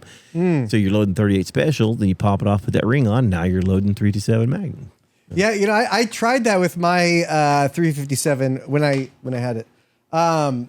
We loaded like 38, 357, 38, 357 just to like get the idea of like the difference in shooting it. You know, it's like boom, boom. It's almost like that. The 38 is just a tracer. You know, it's like a little tiny, like just a target. And then that's when the magic comes on. Dude, there's another example you just remind me of you better know what you're doing. So there's a guy who was my supervisor back in Colorado who asked me to load some shells for him, and he gives me a bunch of empty brass. And I had one brass, I look at it, and it's all ballooned out on one side. I'm like, what is this? Well, he was shooting a 41 Magnum in a 44. And the chamber was bigger, and when he fired, he got lucky. It didn't blow up on him, but it expanded, and it was funny. It had a little belly on it where on one side it had blown out, and I said, you know, dude, you're lucky, man. Look at this. And he said, why did it do that? Look at the bottom, 41, 44. You know, you're using the wrong round in the wrong gun. So you got to make sure that what you're shooting matches your chamber, because you can have a lot of bad things happen. Yeah, no doubt about it.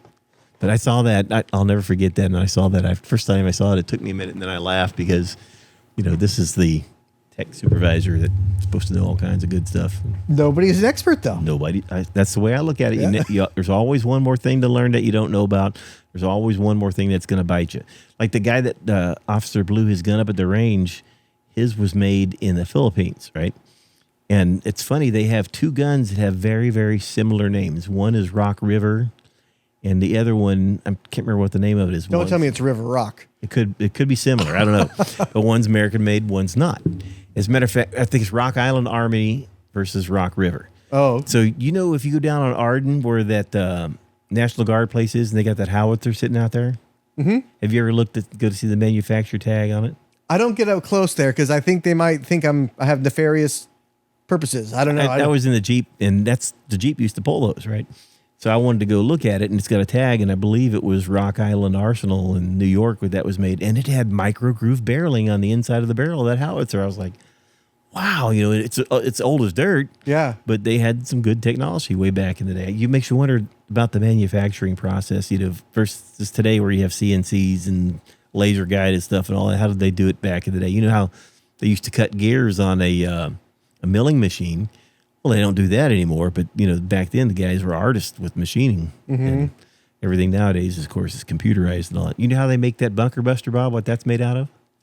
The one that Israel's trying to get from us to take out that last nuclear. No, what? Tungsten? Cannon barrel.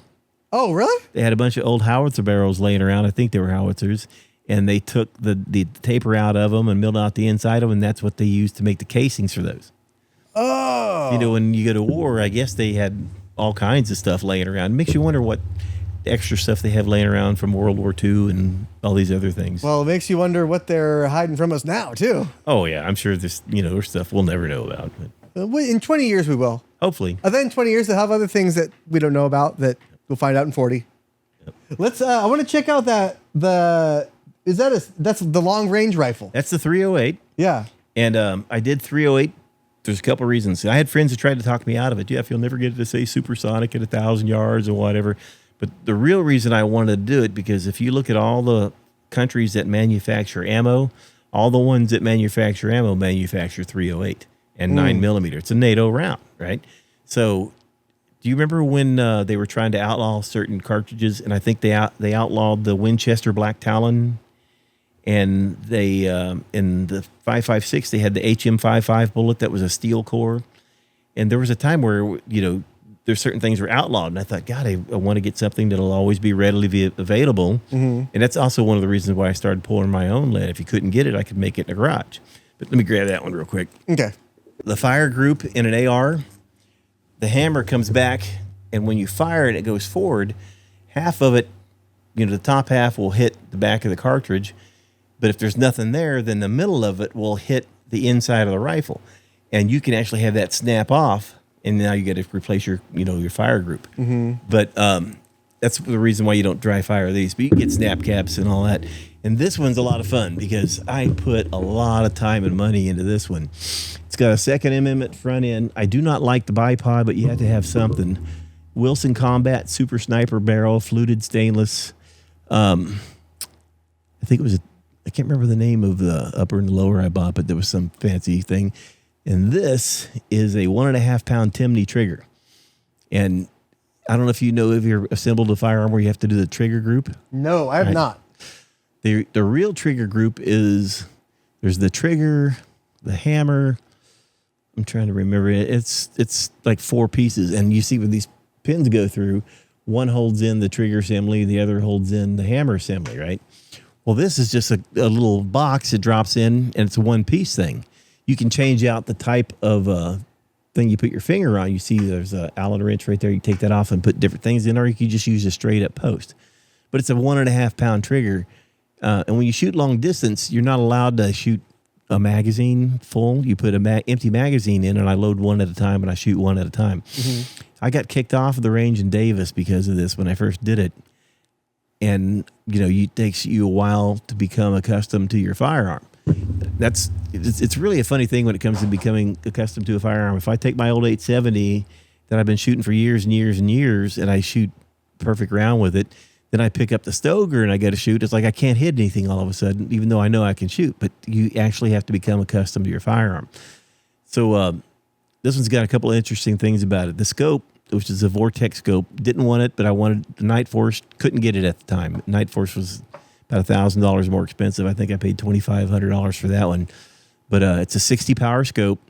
We're shooting the 308 at 1,000 yards. It drops like 42 inches at 1,000 yards, which is almost 4 feet. Yeah. Right. And so this does not have that much adjustment in it. You said at 4 yards? 1,000 yards. It drops almost 4 feet. So what I had to do is, you notice there's a secondary Picatinny rail on here. Yeah. right? And the reason I put that on there is because this Picatinny rail has 20 MOA of drop built into it, right? So what I do is I put the scope on there, and I always have the scope at, one end of the range, and now I can have that 40 inches of adjustment where before I couldn't have because it didn't have 40 inches. If you look through, it's got like 25 up and 25 down. Well, this has a 20 built into it, so now I could have the full range that I needed to be able to shoot 1,000 yards and get onto the bullseye. So let's explain to the people what MOA is. MOA stands for minute of angle, right? And it might be considered old terminology nowadays because they have so much other stuff, mil dots and whatever. But if you look, the only constant is gravity, right? Matter of fact, I called up Berkeley once to ask them about this a long time ago when I started doing this. And they do a thing they called the golf ball and the monkey, where they have an air rifle that shoots a golf ball, and at the end of that barrel, it has a switch that flips it. And so that switch flips and drops this monkey, and at the same time, the projectile leaves the air rifle. And they can change all these things to it, but the golf ball always hits the monkey because gravity is a constant. And it was really cool to listen to the explanation. Some of the guys there at this time, 20 some odd years ago, were just real sharp when it come to, I guess you'd say physics or whatever. But so that's the only constant. The wind is the thing that you have to learn how to play with. Oh my God. So if you look at the range, they have flags down there at every so many yards down to 1,000-yard range. And then one of the F-class shooters showed me, if you look through the scope, you can see a mirage from the heat and everything. And when the wind moves it, you can get how much it's moving from that. And you try to dial in your dope on the scope to get you down to the bullseye. You're chasing clicks until you get there. But really? Yeah. Wow, that is some inside baseball. That is some serious, you could see a mirage through here. So basically you can see the flow of the wind. I think it's the heat coming off the surface of the earth being pushed by the wind. And you can see it's a weird water thing. As a matter of fact, this dial over here, I can't remember what the name of it is, but that is for trying to dial through that mirage and make it a lot more clearer to look. So you've got your windage and elevation, but you also have this one, and that's, God, I wish I could remember the name of it. I used to have all this stuff memorized, but it's another dial they have on there. You look at the mirage and you dial it, and you can look at the target. It'll become clearer or it'll become fuzzier, and you dial to where it's the clearest you can, and that's when you're ready for the shot. Wow, that's seriously specific. That's wild. I mean, when you get to this level, though, this is I don't know. This dude, when you're shooting, and when I was doing it to dial the rifle in, I got a lead sled. I've got it out in the garage, but I took 50 pounds of lead shot and put on there, and it's got a metal plate here, and you actually strap it into it, and when you fire, you don't have the recoil you have to worry about that's taken up by the lead sled. Not that it really doesn't have that much recoil anyway because it's semi-auto, but it gets rid of all the recoil. And when you're looking through there, you can see your heartbeat in the glass. No shit. So you're sitting there and you'll see this movement, and that's your heart beating. You at 1,000 yards when you're watching. I don't know how, but your body moves the rifle, right? So the F-class shooters, they have the coolest thing they shoot. They have this big vise thing with a big handlebar coming off of it, and they try really hard not to touch the rifles. The vise thing's real heavy. And these guns are crazy. If you look at the shells, the guy that I was with was shooting the 6.555 Ackley, and that is made from a 6.555 Swedish. And to make it, you have to take the Swedish and fire it 3 times in the Ackley, and it'll expand and form from the Swedish to the Ackley, and then he loads it as an Ackley. When they fire this thing, it sounded like a cannon going off. Boom! You're like, dang, what the hell are they doing? But then they're real long bullets that they shoot and everything like that. And the barrels are about that big around. They've got these little trays on them to get rid of, if you get heat coming off the barrels, you'll see more of the mirage and all that. And they have these trays on the length of the barrel, focus the heat around the scope. And I mean, it's just unbelievable. What's that used for in the real world? It's not really used for, I can see where you can apply some of the things you learn to sniping, but this is for competition. Right? Okay, yeah. And when they go to shoot it, they look at the scope, they won't touch the rifle, and his trigger, mine's a pound and a half. His is in the ounces, like 3-4 ounces. Dude, you could fart on this thing, it'd go off. And I don't like that, because when I had my trigger drop done on my 7 mag, when initially you could take it and slap the bolt close and it would click and it would go off, right? And I had them work it until it was a great, clean, crisp trigger pull, not super light, but short, crisp and everything. And it was safe. It would not go off. Those ones they shoot, I don't know how, you're only allowed to chamber 1 round at a time. And when he said, Jeff, when you go to shoot, just go like that on the trigger. And he was right, man. You go like that and that thing goes off. I just could not believe it. So is there any kind of law against, like, let's say you have like a little controller and you have like a Bluetooth hand. I mean, like, and then you pull it and it remotely fired. Yeah. So you're not touching it at all. Well, every type of shooting has their rules of how you're allowed to shoot. So F-class, is one of the ones that have some of the most powerful accurate guns, but they have these other classes like M1 Garands shoot against the F-class guys. And you'd be amazed how well some of these old soldiers shoot an M1 Garand. They've got that little thing that flips up and they dial in the peep sight and everything. Now, they don't have to be as accurate as the F-classes. They have to be within, I don't know, a certain amount of the bullseye or whatever, and they score higher because they're shooting open sights. Right. But some of those guys are freaking awesome with them M1 Garands. And there's another class, I'm trying to remember what, Palma, I think is what they call it. And they have these round peep sights, and it's not a scope, but it's not the same as what's on an M1 Garand. I don't know if it has any magnification or what, but they have to shoot. If you shoot Palma class, you have to have it set up for that particular type of shooting. So, you match your rifle to the type of shooting you're going to do, and they score you based upon, how you're set up and how you're shooting for that class. Wow. Yep. I'm gonna hold this up so that the folk at home can see. Yeah. Just that side, not this side. Show this side, right? Yeah. Okay. That's the business side anyway. Heavy, huh? Yeah, it's like. I would hate to have to lug that around all day. But it's like this is what you have when you have a team of machine gunners defending you. That, like, because you're the sniper. They have to defend you. You got to take that shot. You got to take out the Ayatollah. And it's just. Well, I don't know if they would actually use this in military combat, because there's so many things that they have out there that are so much better than this.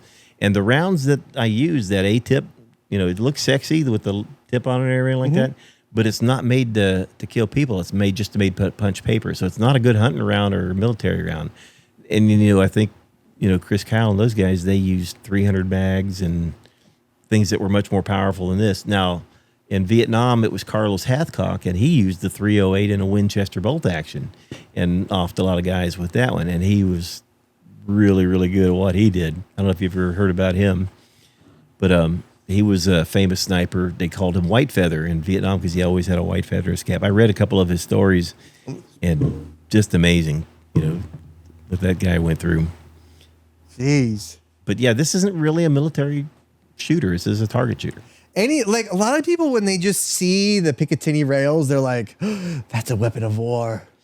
Or they see, oh, you can put a clip in there. That's a weapon of war. Because they're uninformed. Yeah. I don't want to say they're dumb or anything like that. They just haven't got the experience and knowledge to know what it is. And they don't want it. They just want to say, you shouldn't have that. It's horrible, whatever.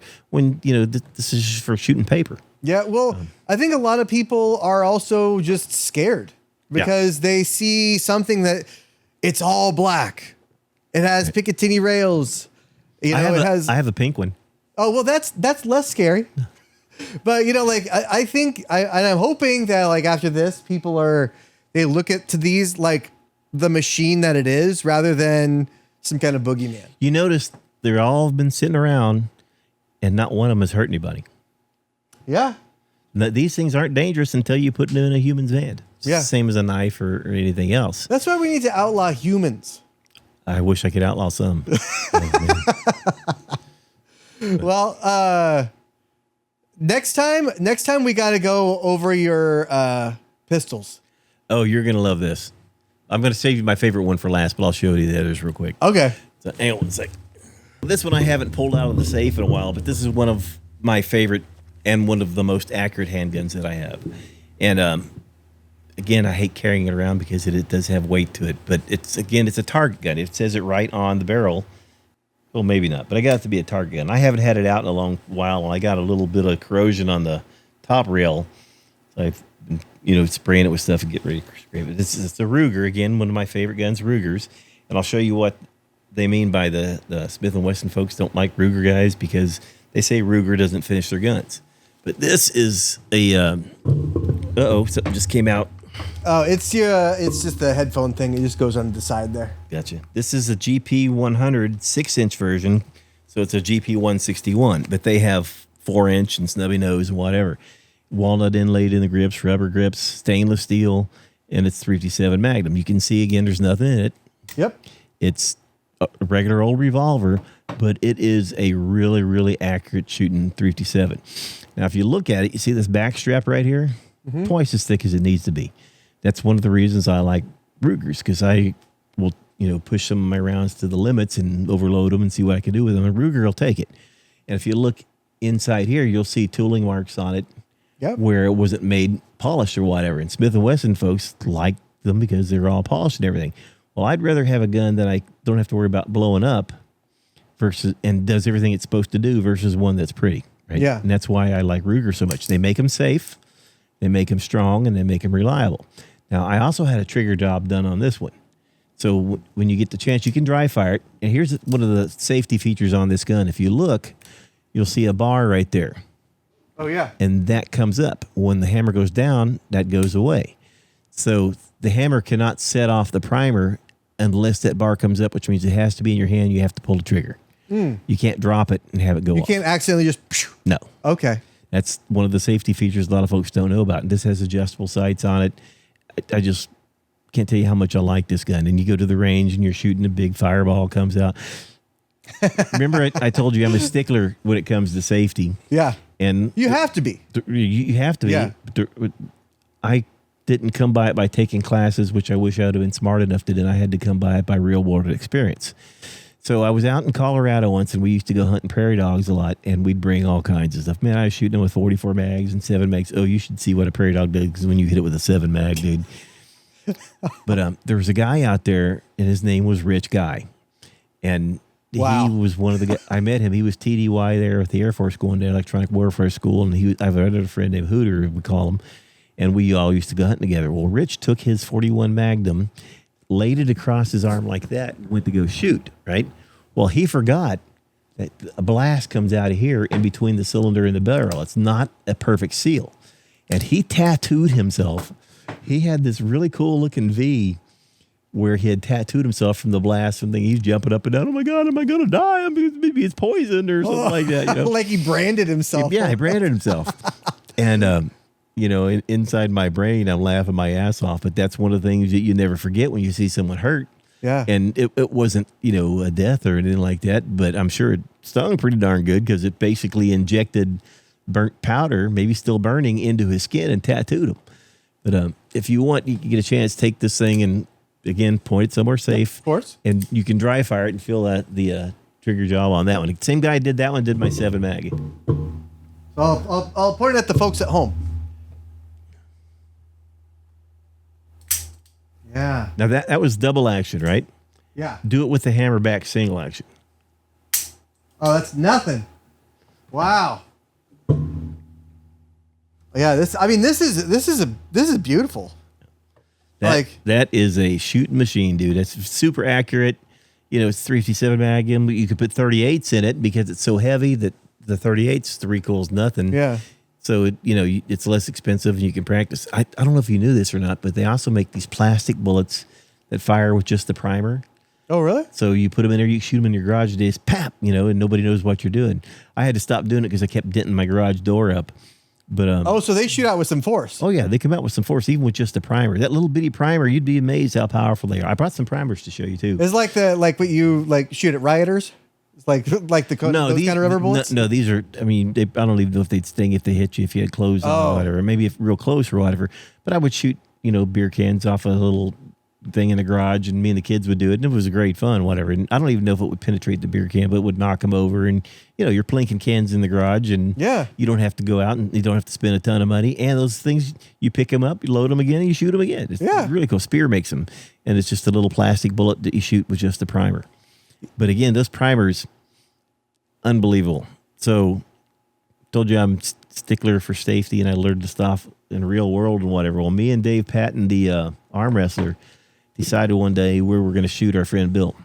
Poor Bill. But just with a primer, right? Okay. So we're in Dave's garage. We have our reloader, and we took a shell, and you crimp the end of it so it looks like a live shotgun shell, right?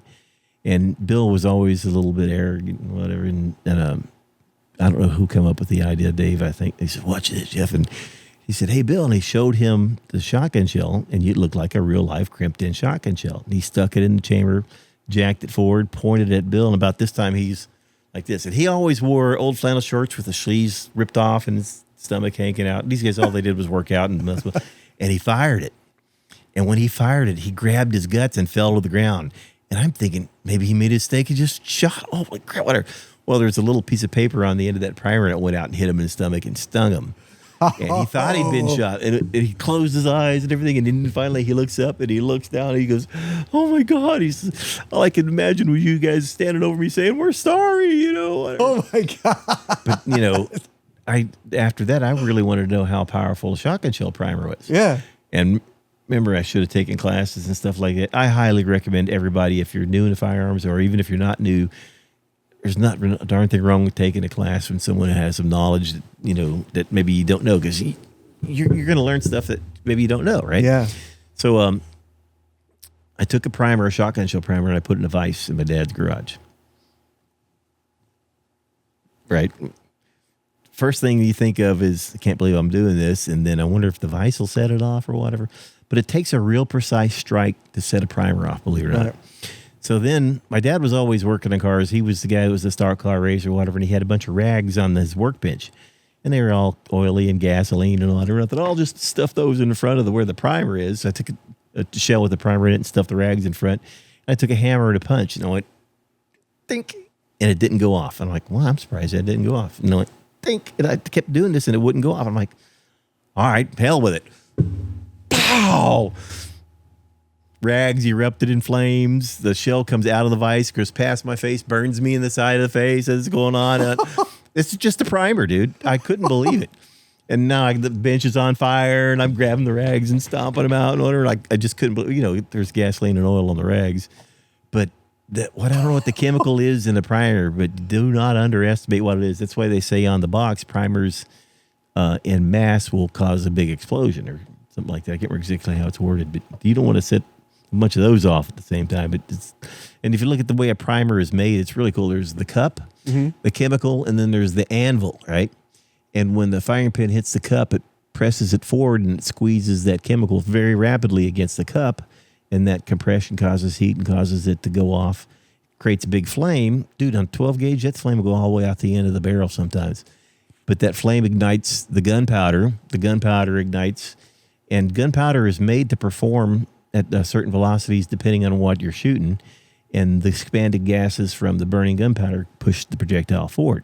Now, you can imagine in a handgun like this is how much distance you have to get that bullet up to velocity. Mm-hmm. So you have to have fast burning powder, because you literally have that. In some guns, you're talking about an inch or whatever to get it up. So you snub nose. Yeah, so you use real fast burning powder in handguns as well as in shotguns. The way a shotgun, I don't know if you've ever seen a shell taken apart, but the outside is called the hull. It's got a primer. It's got the powder. Then it's got a wad. Then it's got a shot, and you crimp the end of it. You've heard the term shooting your wad? Yeah. When you're out hunting with a shotgun, you get bored, you shoot up, the wad will come drifting back down. You try to shoot your wad. Oh, really? Yeah. I got wads I brought out here to show you too. Just never know if you saw them or whatever. But I wanted to show you as much as you wanted to know. Yeah, absolutely. But but primers, wads. You saw the bullets I brought, and great fun. But at the same time, there's a lot of real life experiences that I had that I wish I didn't have. The worst one that I ever had was a child was injured. And I was in Colorado. I was with my oldest son, and I was with my friend Dave, and he was with his only son. And it was funny. It was just beautiful country at a place called Rand. They had moose. They had, just all kinds of beautiful little ponds and stuff like that. I remember one of the guys caught a German brown there. I think that was maybe one of the first times I saw one. It was giant. It was enormous. And he wasn't an outdoorsy guy. His first time fishing. He catches this magnificent fish, and he's in tears over it. I can't believe we caught this fish, man. It's going to die. I'm like, dude, even Jesus ate fish. What are you talking about? Was it dead? It was pretty much expired at the time I got it. Okay. And what am I going to do with it? Oh, you don't know what to do with it? You want me to cook it up? He says, why don't you guys just take it? And I'm like, oh, hell yeah. So gutted it, took the head off or whatever, wrapped it in foil with butter and garlic and onions and all that stuff, and did it on the grill. And I like doing it that way because when you take it out of the foil and it's really, really hot, you can peel the skin right off. Yeah. And then where the head was, where the spine is, you can take the meat and just kind of like peel it off of the spine and get most of the bones will just fall out. And it was one of the most delicious. Me and this buddy Dave were just chowing on this guy. He's over there. Man, I can't believe I killed that fish. What the heck are you talking about? What? Why were you fishing? And I mean, it was just a beautiful fish. What about the worm? Yeah. But So I can't remember what point in the day it was, but I had brought my 22. And I said to my buddy, hey, wanted to introduce my son into shooting. He was about 8 at the time. Do you mind if I let him plink away a little bit with the 22? And he was an old Vietnam vet and whatever. No, go ahead, whatever. So the 22, I'm setting cans up, ba-ding, ba-ding, ba-ding, whatever. And then his son said he could try it. And let me ask your dad, again, I was still into safety, but not as much as I should have been. And, I got a good story about that too. So he says, yeah, whatever. And we let him shoot, pating, pating. That's when I found out my son had a left dominant eye. I forgot about that. You ever see anybody with a left dominant eye? Yeah. He would get the 22 and he would start rolling his head over. I'm like, what are you doing? So I'm shooting. I said, well, you keep rolling your head over. He had a left dominant eye. So he's right-handed, but his left eye dominant, which I don't know how that works out. Does he skateboard?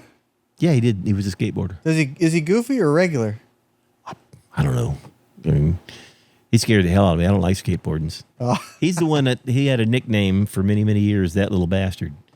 And one of the reasons was because of skateboards, because he waxed the curbs around the cul-de-sac. Oh, yeah, I used to do that too. Well, I went out there to try to get the mail one day, and I slipped on that wax and about broke my neck. Oh, yeah, you'll get going on that. And I was just amazed. I'm one thing, and I look, and he'd waxed all the way around the cart. And that was the first time I had to rent the pressure washer. Not the last time, but the first time. But when I did it, the city had just painted the curbs red, and I blew all their paint off. The guy comes knocking at the door. What did you blow the paint off for? I said, listen, dude, I'm sorry. I was just afraid somebody was going to get hurt because the curbs were slippery because the kid did this. And he said, well, okay, I guess I get it. But you tell that little bastard. And the second time I had to rent the pressure washer, it's kind of a funny story. Neighbors come up, knock on the door. We'd like to talk to you about the pornography your son left at our house. And I'm like, he's like 9 years old. Pornography, whatever. Well, he drew a big penis in crayon in their patio. So that's the second time I had to rent the pressure washer, was to blow the penis off the patio. And then he broke a neighbor's window, and then he about got run over the street. He got hit by a car once.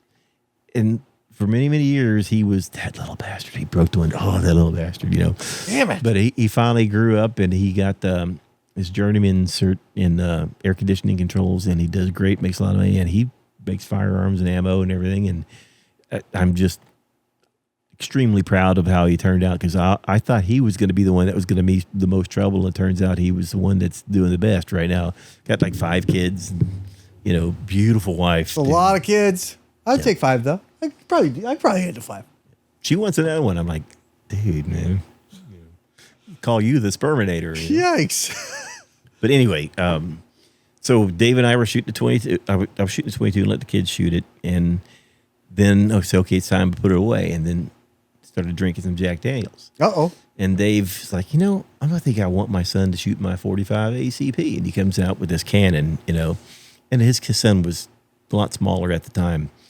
And had I had enough education experience, I would have said, you dumb son of a bitch, we're drinking, you get that and you put it away. Don't you dare let your kid thinking about that. But all I said was, I don't think it's a good idea. Well, why not? Well, it's louder than a 22. I mean, the difference in the sound is phenomenal. It's going to hurt his ears. What are you going to do about that? You don't have ear protection. Well, I'm just letting him pull the trigger one time. And I said, I don't think it's a good idea. But I should have been, like you see people yelling at people. Like there's a time and a place for that. that was the time and the place, but I missed that opportunity to do that. But he held the kid's ears. The kid held the 45, fired it. It come straight back at his head, sliced his face down the top of his forehead, down his nose. The kid screaming. He throws the gun. It's got it rechambered around and throws it with a live round in it. He's screaming and crying, gets a big goose egg on his forehead, and then his dad sitting there holding him with the ice on it. And after that particular incident, I swore that I would never let something like that happen again in my presence. That I was going to turn into the guy that was going to start screaming and yelling, "You dumb son of a bitch! You don't do that." Yeah, you have to be the asshole sometimes. You have to be the asshole sometimes, and it's not because you're mean or because you're an asshole, but you don't ever want to see a kid screaming and crying. It just tore me up. But you want to hear about a really good accident? My buddy Glenn was in Utah. And he went out with a couple of officers, and they wanted to see what 45 ACB would do to some bulletproof Lexan. Okay, I get it, But again, life experiences versus knowledge or whatever, they don't really know what it would do. They had eye protection, ear protection, all that. But he fires the round at it. It hits the Lexan, and the Lexan basically goes like that, shoots the bullet straight back at him, and as the doctor said when he got treated, it's probably about the same velocity as it came out the end of that gun. Hits him in the forehead, and it was a Hydra-Shock. You ever seen those? They've got a post in the middle of them. It's a hollow point. Oh, yeah. He says he goes flying back. He sees blood shooting out of his forehead like in a stream and hits the ground. And one of the officers was former military and like medic and all that. He comes over, puts his thumb in the hole in his forehead. And he says, "Dude, did I just shoot myself in the head?" He says, "Yeah." Glenn says, "We'll take care of you." He says, "Well, I guess I'm going to check out. Probably it for me. I'll see you guys later, But it's amazing. 45 doesn't have a lot of penetration. Thank God it wasn't a 9 or something. Oh. And it flattened out on the front of his skull, even though it did crack his skull and knock some chips out. And the guy picked the chips out, patched them up, whatever. He didn't even go to the doctor till the next day. And the doctor's, "What?" He says, "Well, whoever did this work on you did a really good job." And the guy, was in war, doing that in war or whatever. But he says he still feels a little different from that because he had brain injury and all that other stuff. But oh God, if you're gonna go shoot, don't go shoot at bulletproof Lexan unless you've got a bulletproof screen in front of you to deal with the recoil. I've been hit by recoil several times too, or not recoils, but ricochets. Yeah, I've had some accidents at the range, but it's just like you always. If it's an accident you can walk away from, you make that accident once. It's just like in a plane. Right, and you try to learn that and never forget it. I was shooting 45 ACP in Rio Vista, I think it was. There's an area out there, and I don't know why, and this is like 80s. They had piles of sand everywhere. And, okay, sand, you shoot into it's like I'd be like shooting in dirt, right? I'm sitting there shooting, and I felt this, like, what the hell? I looked down, there's a round on the ground in front of me, and I shot again, and it hit me again. And it didn't penetrate or anything. It stung a little bit, but I'm like, dude, the rounds are coming right back at me from shooting into this pile of sand, so don't shoot into sand. So then the other time I got hit with a ricochet was a 20 gauge slug. And we were up in Guerneville. I knew a couple guys. I had a friend they knew these guys, and we were going to hunt pigs on their property. We go up there to hunt, and a drug runner had moved in on his land, and he had a campsite, he had Jeeps, and everything. And the guy says, "We got to get this guy out of here. We don't want a drug runner property." We shot everything he had, down to like the toothbrushes, bullets in them, flipped the Jeep over or whatever. Well, I wanted to see what it would be like to take the windshield out with like a 20 gauge. Amazing how hard it was to blow that windshield out.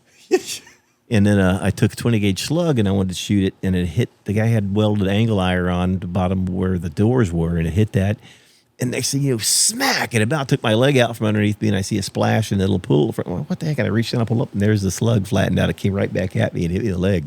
About took the leg out from under me. I'm like, wow, I didn't know it would do that, But wow, it's funny. They went out the next, they went out another time, not the next day, and he said they was looking around the property. He said he found 2 shallow graves with bodies in on the property.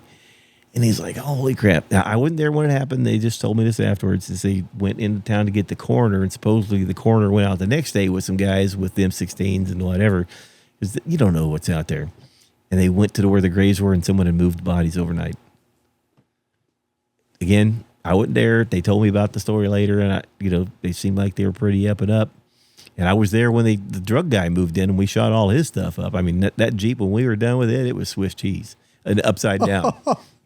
Well, God, Jeff, that is some like I think it's wild that the part of that story that sticks out to you is not that you shot up a drug runner's Jeep, but that your leg hurt afterwards. Oh yeah, yeah, it stung pretty good. The 20 gauge slug up against the leg. Like I said, it about knocked you over. You want to see the little handguns over there? I got to show you the one. So this is a Colt government model Series 70 when I did it again. And I got this one in Virginia in, I think it was 1981. And as time went on, and I was able to do a couple of nice things to it, I put these grips on it. And these grips are literally prehistoric woolly mammoth ivory. And you know what scrimshaw is? I've heard the term before. It's like a tattoo on a bone. Oh, okay, yeah, and yeah. I found a scrimshaw artist. She signed it right here, Sandra Brady. And I sent it out to her, and she asked me what I want on it. And I said, she does the bird and the eagle, the eagle and the flag. And I'm like, oh, God, I want that on one side, but I want the Chris Kyle Punisher logo on the other side. So she did the Chris Kyle Punisher logo on the other side. Wow. Her specialty is doing scrimshaw in color. You've probably seen the old sailors would take whale tooth or whalebone or whatever, and they'd put those in them. And that's the first handgun I ever owned. Wow. And my dad, when I showed it to him, he was, oh, you're not going to like that. When I was in the Marine Corps, you couldn't hit anything with those or whatever. Well, you're shooting used guns in the Marine Corps. I don't know how many 1,000 rounds had in them. Yeah. And these have a special bushing on the front that holds the barrel tight, where before he said you'd hold the barrel and it would wiggle around and everything, you know. But this one has this barrel. Here, I'll show you real quick. And this bushing that has fingers on it.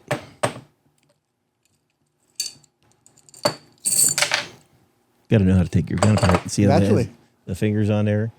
And then when the slide comes forward, it squeezes that down on the barrel. And I think the barrel, if I remember right, has a little taper on the end of it. So that helps with the reliability? It holds it tight. I don't know if you can see, but there's just a slight taper on it. So the barrel can't wobble around. Yeah. Right? So you get a little bit more accuracy out of this than you would with the old, I'm sure that they were Marine Corps that had been fired, God, how many times down at Camp Pendleton. I'd like to put a custom barrel on that one, but it's the first gun I ever owned that was the handgun, and I just really liked it. It is a beautiful gun. I mean, like I love when they have like the art that mixes with the gun. You know, it's just like it adds such a personalized flavor to it. You know, I bought this gun for I think it was around $400 in the 80s, and now because they've changed the firearm so much, it has all these extra safeties and stuff on there, and people don't like them as much as they did before. If you look, you line all that stuff up, you get this little guy here. Push it through, then you line up the little alignment holes. And they used to make them do this with blindfolded, you know? Yeah. I remember I had a replica of one of those that it shot bullets, but it just like the little rubber ones. And I used to be able to, I would always try to like do it blindfold or upside down or behind my back or something but it had all the same parts in it. But it's just, obviously plastic. It's easier to handle and won't scratch anything. But, I love those guns. And my wife, if she was ever going to own one herself, that's what she wants right there. This? Yeah. She knows it's, a pretty good sized gun, right? Well, but it's extremely comfortable in her hand. I do like how it fits in your hand or how it feels in your hand. Mm-hmm. I feel like I don't know what I'm doing sometimes because it's been so long since I've done this. But you can load them to where they got a thump to them. Yeah. You talk about safeties on a gun. This has a grip safety. This has to be in your hand to go off. If you have it cocked, it has the hammer safety. So even if it's your hand, it won't go off. So it's aside from being, I cut my finger on it. Oh no! We'll get you a Band-Aid. That's all right. I'm a good. We'll get you some super glue then. Whoa! I just shot that over there. Edit that part out. My favorite firearms because it feels great in your hand. You can do all kinds of cool options to it. You can stipple the metal. You can put beaver tail safeties on it. custom sights, all that kind of stuff. This sight is a what they call it, a pin sight. So there's a little piece of metal comes in and they pin it to hold the sight on. So the front sight is a little wobbly. I don't like that, but it wasn't made to be, long range gutter or whatever. But I love it. I used to have a Kimber that got stolen from me, and it was much more accurate. But this is still my favorite gun out of everything I own. I mean, it is beautiful. I'll say that. I like to think that the people learn something every time they watch the show. So I imagine that they at least learned a bit about gun safety here. I hope that's, if you think about all the things that I've been through, there's things I've been through you don't want to go through. Yeah. And seeing a kid hurt is the worst in the world. Or having a friend who accidentally put one, in his head or something like that. You don't want to be involved in that. Yeah. Or ricochets or whatever. But, if you take your time, take some classes. I highly recommend, if you're first getting into it, get some folks that know what they're doing, take some classes just to learn how to operate, clean your guns, how to take them apart. Well, appreciate you coming by, Jeff. Hopefully it was not too boring and maybe a little educational. No, it was riveting. But we'll do this again. And you have at least made some people, I'm sure, a little less scared of guns. I hope so. You shouldn't be scared of guns, and you should know something about guns. All right. We'll see you guys. All right, man. It was fun.